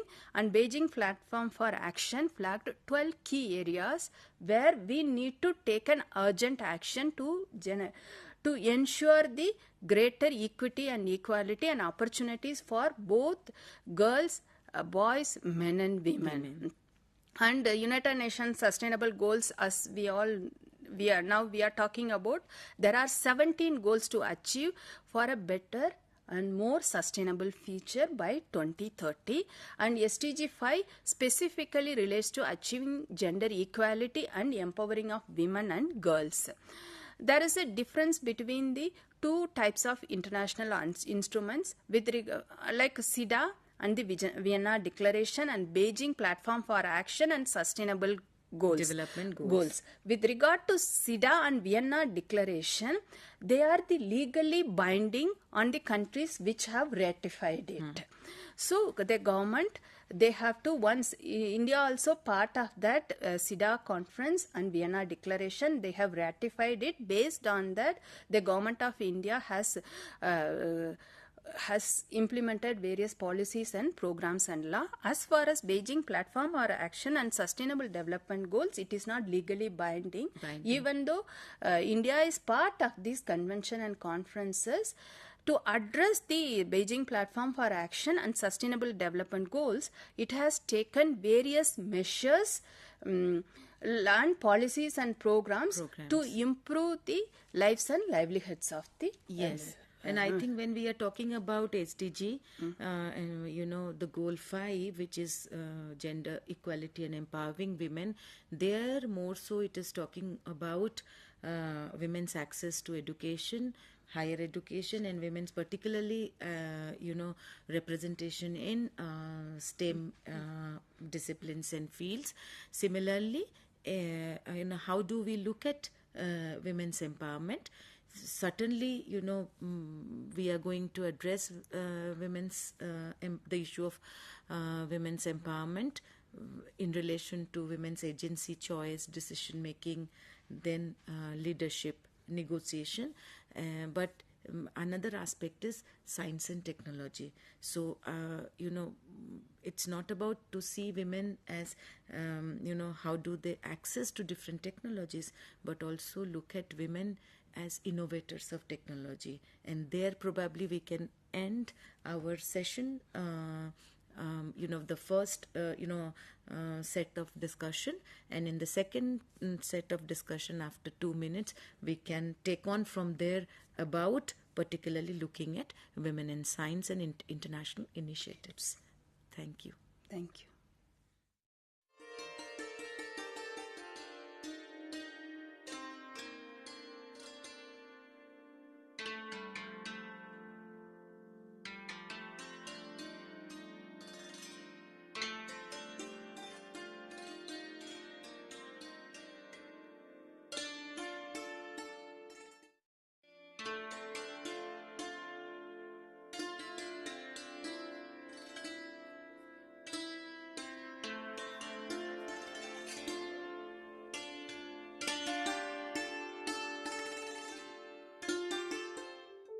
Do you wish to be part of a television studio like this, or any other media system, or already part of any media system, want to enhance a new set of skills? Welcome to School of Journalism and New Media Studies. Here in the School of Journalism and New Media Studies, we are offering program for all set of people to learn and enhance their media skills.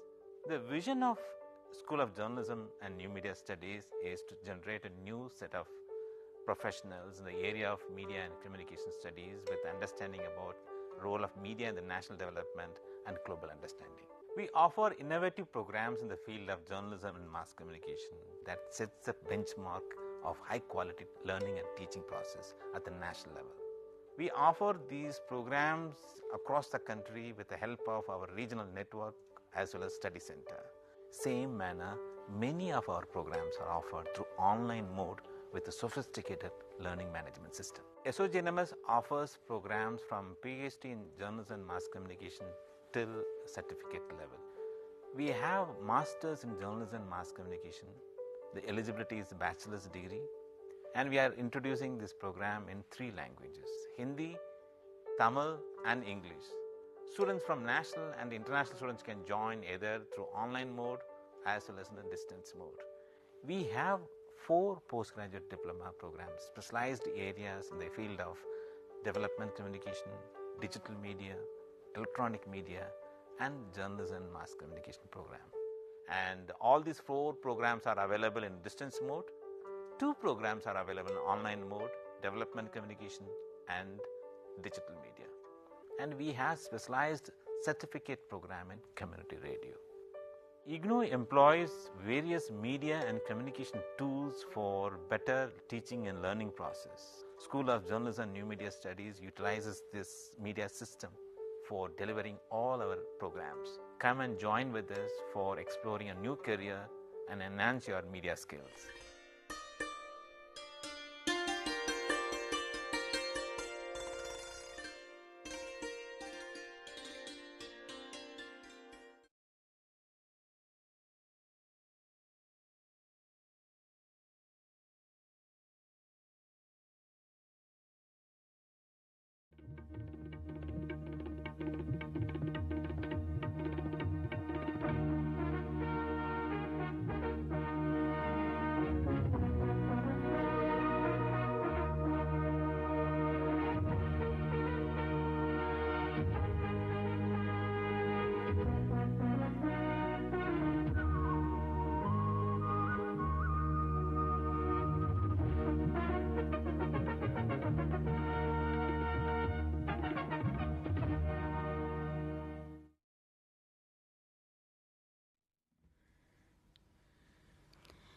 Hello learners and viewers, welcome to this program. I am Dr. G. Uma, faculty in the School of Gender and Development Studies. With me, Dr. Sunita Dhal from the School of Gender and Development Studies is here. In continuation of our earlier sessions, now we discuss about how these international initiatives has had a positive impact in gender and science. Let me ask about what are the initiatives at the international level to improve the women's participation in the field of science? Thank you, Dr. G. Uma. So you have already given a good start to the discussion on gender development and the international initiatives, and now we will speak about gender and science in particular. So, when we are doing the session on gendering and regendering science international initiatives, it's very important for us to look at what in this session, what are the things that we are going to discuss.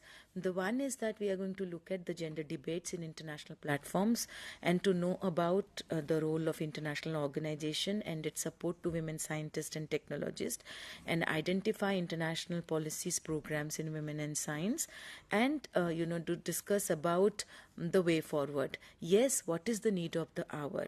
Because there are challenges when we are talking about science. So in this session, the key focus would be how there is a change also we see, but at the same time women scientists are undertaking groundbreaking research, path-breaking research across the world. Like you look at even the COVID vaccine also, and Chandrayaan,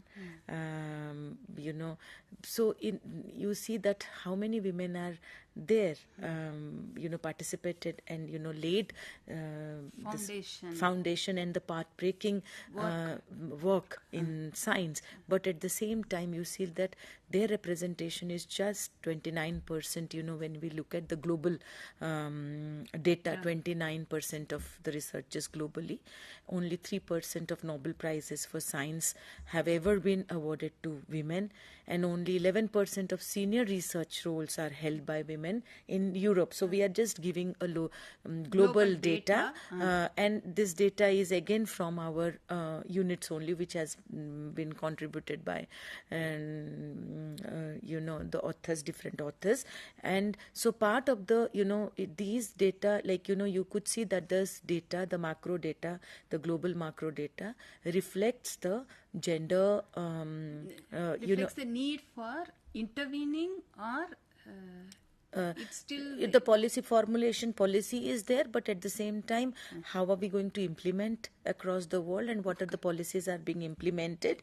At the same time, it also reflects that yes, there is a gender gap that exists at different level, not only at the institutions level but at the global level when it comes to researcher or women as innovators when we are talking about the science, technology and innovation policy. So therefore there is a need to talk about or to discuss, or having a program like gender and science at the certificate level, because you need to also bring about gender perspective into STI policy, that is science, technology and innovation policies.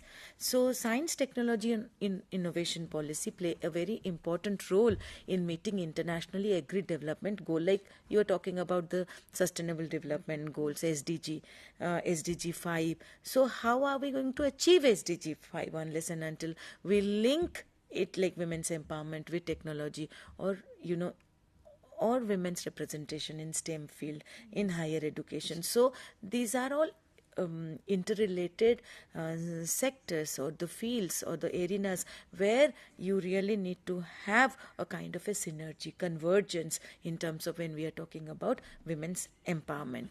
And to foster equitable, inclusive and sustainable development, it's important to prioritize the needs, concern and abilities of both women and men when formulating and implementing STI policies. So it's about gender. It's not only focusing on women. Certainly here in STEM field we are focusing on women to start with, but again we also need to have gender disaggregated data in global level as researchers, or even in citations, in publications, as innovators, right, in different fields, to be able to bridge the gender gap that exists globally or at the institution level, which calls for a gender perspective into STI policy making. So let us now look at what is concretely what are the initiatives which have been actually taken at the international level. We could start with the UNESCO, the program which is supporting the networks of women scientists like African Women in Mathematics Association, the African Association of Women in Geosciences, the International Network of Women Engineers and Scientists. So here in this sector, like natural science sector, is also working with the Organization for Women in Science for the Developing World. So it is a network network created to provide research training, career development, and networking opportunities for women scientists. Because it's very important, like mentoring, as we have discussed, like mentoring is very important when we are talking about breaking or addressing the gender issues in science. Therefore, unless and until you mentor the younger scientists, it becomes difficult for them to actually come up with, coming up in leadership positions. So therefore, mentoring, the role models are very important, and networking is a very important, where you are going to have a kind of a research collaborative platform to be able to share the best practices across nations. OWSD is the first international forum of women scientists in developing and developed worlds, with the objective of strengthening their role in development process and promoting their representation in scientific and technological leadership. So that is a kind of an international forum for the first time provided, to women scientists, where we have, the women scientists from both developed and developing nations are coming together and strengthening their role as researcher here. The STEM and Gender Advancement Project, that is the next project, and it offers governments and policymakers a variety of tools to help reduce the current global gender gap in science, technology, innovation policies. And now let us look at some of the international policies and the programs. It is a very successful policy, that is Athena Swan Charter, like Gati Charter. So in India we discussed in the previous session. So here we are talking about Athena Swan Charter. It was initiated in 2005, having to founder members in the United Kingdom. The Athena Swan Charter now implemented in 3 countries, Ireland, Australia, and India. So what was the aim of this charter? Was that aim is to address gender equality and diversity issues across higher educational institutions for women's advancement in STEM across different sectors. So here we are talking about the disciplines of natural science, allied sectors like agriculture, then IT sectors. So across sectors we are going to, like earth sciences, right? So different sectors that we are going to take, and then it will be run as a kind of it had been run as a kind of a pilot project, and it has the data suggests that Athena Swan Charter had positive impact on women when increasing their representations and their role in STEM disciplines. Next is L'Oreal UNESCO for Women in Science International Awards. It recognizes and supports eminent women scientists in science disciplines throughout the world. So each year 5 laureates are recognized for their contributions to science advancement. In the field of life sciences or physical sciences, mathematics, computer sciences, their recognition, women scientist recognition, their contribution was recognized in the fields of life sciences, physical sciences, mathematics, and computer science in alternative years. Advancement of science and commitment. So what are the criteria? Is that one is this award recognize women scientists' contributions in terms of their advancement of science, like their innovations, their contribution to the scientific field. And then commitment to education, teaching activities, and their role in mentoring other researchers in different fields. So these are the 3 primary interventions that or the indicators that they have taken into consideration while giving the awards or recognizing the contributions of women scientists. Then comes the Homeward Bound program. This program was initiated in the year 2014. It was launched in the year 2014 with an aim to increase the influence and impact of women in leadership position with the STEM background. Right? So when we are talking about, see, if we really look at, the discussion on international, so we have moved from looking at gender inclusivity, diversity or equality issues in STEM. Then we move to awards in terms of, first is building research collaborations, then recognizing their role, their contribution for science innovation. And now we are talking at Homeward Bound program, which is aiming for leadership, right? How, what is, how are they going to take up the leadership position to be able to, make decision and to bring a change not only in the field of science and technology, also, bringing about empowerment across different sectors. Here we need to understand, I would like to make small intervention. Yes. That we are talking about taking the leadership position, increasing the women's percentage in the scientific field. Basically, when they take up the leadership position, women certainly they could able to address the various gender issues in a particular organization or institutions. That's why when we improve the percentage of women scientists, then any organization there will be an equal representation of both male and female. Yes. When there is an equal representation of both the genders, they could able to address the issues at the institutional level or organizational level, issues of both male and female. That is the main reason that increasing women's leadership position is very significant.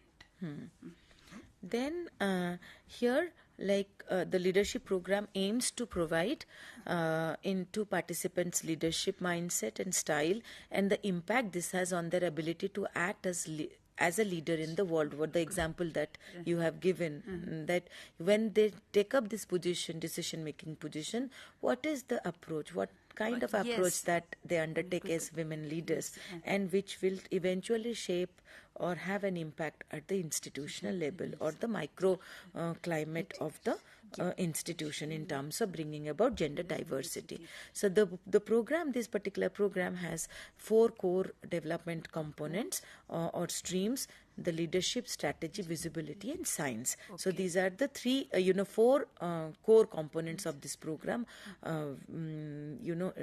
By taking leadership, strategy, visibility and science, the program was initiated and in different institutions. The next we can go to the research grant support for early career women scientists in the developing world. OWSD has 2 major fellowship programs under these research grants support. First one is the PhD training program funded since 1998 by the Swedish International Development Agency, SIDA, and the early career women scientist program funded since 2018 by IDRC. And the next one is the international training program on leadership and career development. Like Department of Science and Technology, when we are talking about different countries, we must also look at the initiatives of Government of India. So Department of Science and Technology in partnership with IUSSTF and the Coach International USA, they conducted international training programs particularly on leadership and career development, and the program was designed for the middle level scientist, science educator, science technologist, like women technologists. So in this program, women scientists, women educator and technologists, they share their challenges in the leadership positions, as well as they also share the best practices in their institutions, and they, the training itself help them to build a kind of a network among women scientists in India. Maybe the training also help them to address the what is gender? Is there gender as a specific thing? is it a enabling or disabling? Once Yes. they could able to understand that it is not, it is an Enabling enabling factor. then certainly they could able to assume the leadership position. And also, not only here they spoke about gender, but also spoke about discussion on science literacy, then science communication, the writing skills, leadership styles. All of these indicators or the key indicators had been discussed in these international programs. Then we move on to what are the other international initiatives, like other countries. We had many countries, developing and developed countries, we have initiatives like Women in STEM Decadal Plan, Advancing Women in STEM 2020 Action Plan, Women in STEM and Entrepreneurship Grants programs from the Australian government, then Organizational Change for Gender Equity in STEM, academic professions, that is advanced from the National Science Foundation and the USA, and Women in Science and Engineering WISE program to support women in science and engineering. Apart from these, like looking at India, Europe, USA, Australia, and there are other countries like Japan, Korea, China, all are having different specific programs targeting or addressing women's question in science or in the STEM disciplines. So, to conclude the session, we can see that yes, there are international initiatives, but at the same time, so when we are formulating new policies, what would be our way forward? Way forward in terms of that, what is the need of the hour when we are talking about women representation in STEM disciplines? So I could see that there is a need towards the growing demand for cross-national comparable statistics or the data. That is the global macro data we need on the representation of women in STEM. Then the gender disaggregated data at cross-institutional level. Here, can I intervene? Yes. Actually, when we talk about the international level data, the issues of scientific issues like climate change, that not only affect India, it is globally, it affects every countries and every regions. Then in 1970s onwards, eco-feminists, they clearly intervened, and then women's contribution in sustainable development. So when the women scientists, when they became part of these international initiatives, they could certainly bring the experiences of women in various issues. What do you say? It's very important, So, as you had given the example of women, the concept to treat women as heterogeneous category. Yes. Therefore, it is very important, how climate change, how does it impact the climate? Not only change, now we have moved from change, I think, to climate crisis or emergency. So how it is impacting the women in the global south, and how it is impacting women in global north. So therefore, we can have, the experiences could be diverse, and the lived experiences will be much more important. And for scientific innovations and what kind of policy, what kind of innovation we require for our, the country specific innovation that we need. Every country needs to look at these interdisciplinary and multidisciplinary issues, because it cannot be addressed by one discipline per se. And then next, I would say that, therefore gender disaggregated data, even for India also, we require gender disaggregated. I know different institutions are having gender disaggregated data that on women's representation, women scientist representation in STEM disciplines, like in terms of faculty, in terms of how many women are there as researchers, then in the publications. So that data, the macro data, will help to formulate need-based policies. which is very important, because the lack of data, when there is no data or there is a lack of data or lack of key indicators or available analytical studies, can obstruct the design, monitoring and evaluation of policies, and which are aimed at addressing issue of gender inequality in STEM field. So therefore, not only we need data but also the indicators, what would be the key indicators, and then the analytical tools, which are the tools we can use to evaluate in terms of concrete terms, and the tools we need so that we can have more gender transformative policies when it comes to women in science. Then effective STEM policies need to be evidence based. As I said, the example like that concrete in terms of how evidence based, okay, there is a change you could see, then the best practices can be shared across institutions, across countries, to be able to implement and learn from each other. Then there is an urgent need to develop new indicators, methods to collect, analyze data on participation in STEM from a gender perspective. Overt gender discrimination has reduced. We cannot say that it hasn't reduced. Certainly overt discrimination is rare or it has reduced. However, women in science are battling gender biases at different level. At institutional level, the issues of work-life balance, at the personal, in the at the private sphere. So therefore, this subtle discrimination which is there in the culture, practice and structure of doing science or scientific institutions, that we need to address. Therefore, it is very important to look at the gender equity issue within the institution, and these biases and inequalities can be tackled through implementing gender transformational policies and institutional good practice. So once we have a kind of a success, evidence-based success or the best practices, these best practices can be shared across the countries, and more formidable, more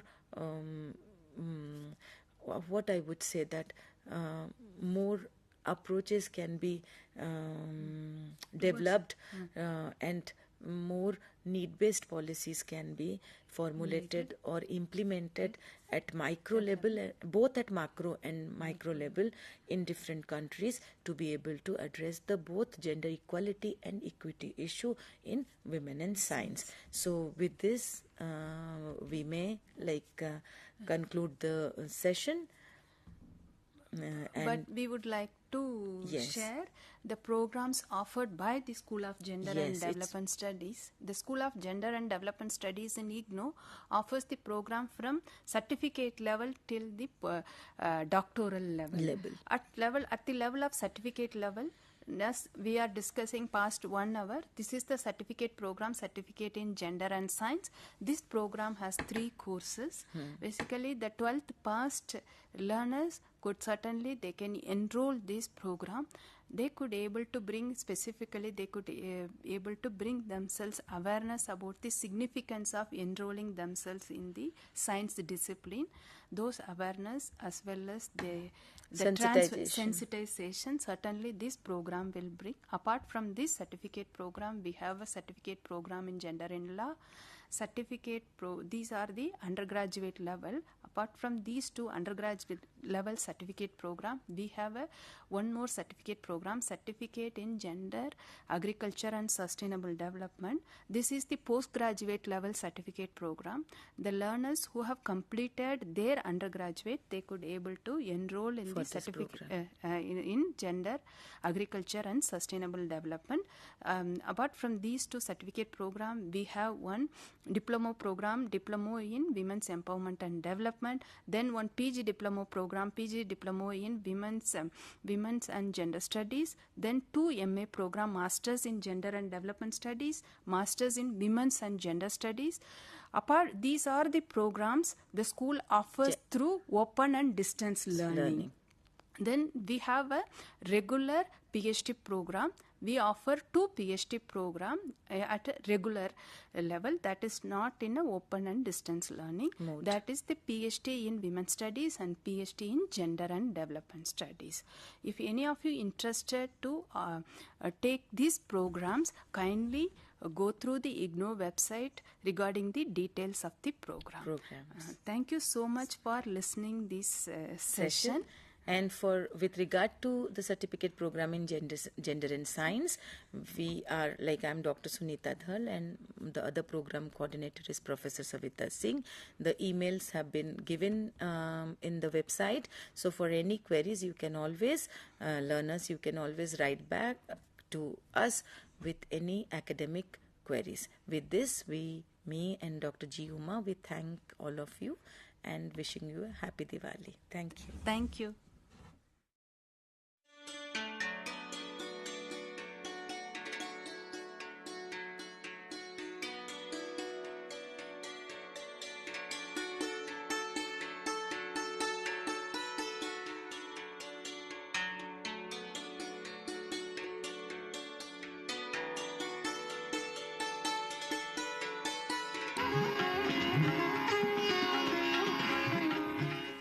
Hello, I am Ramanujam.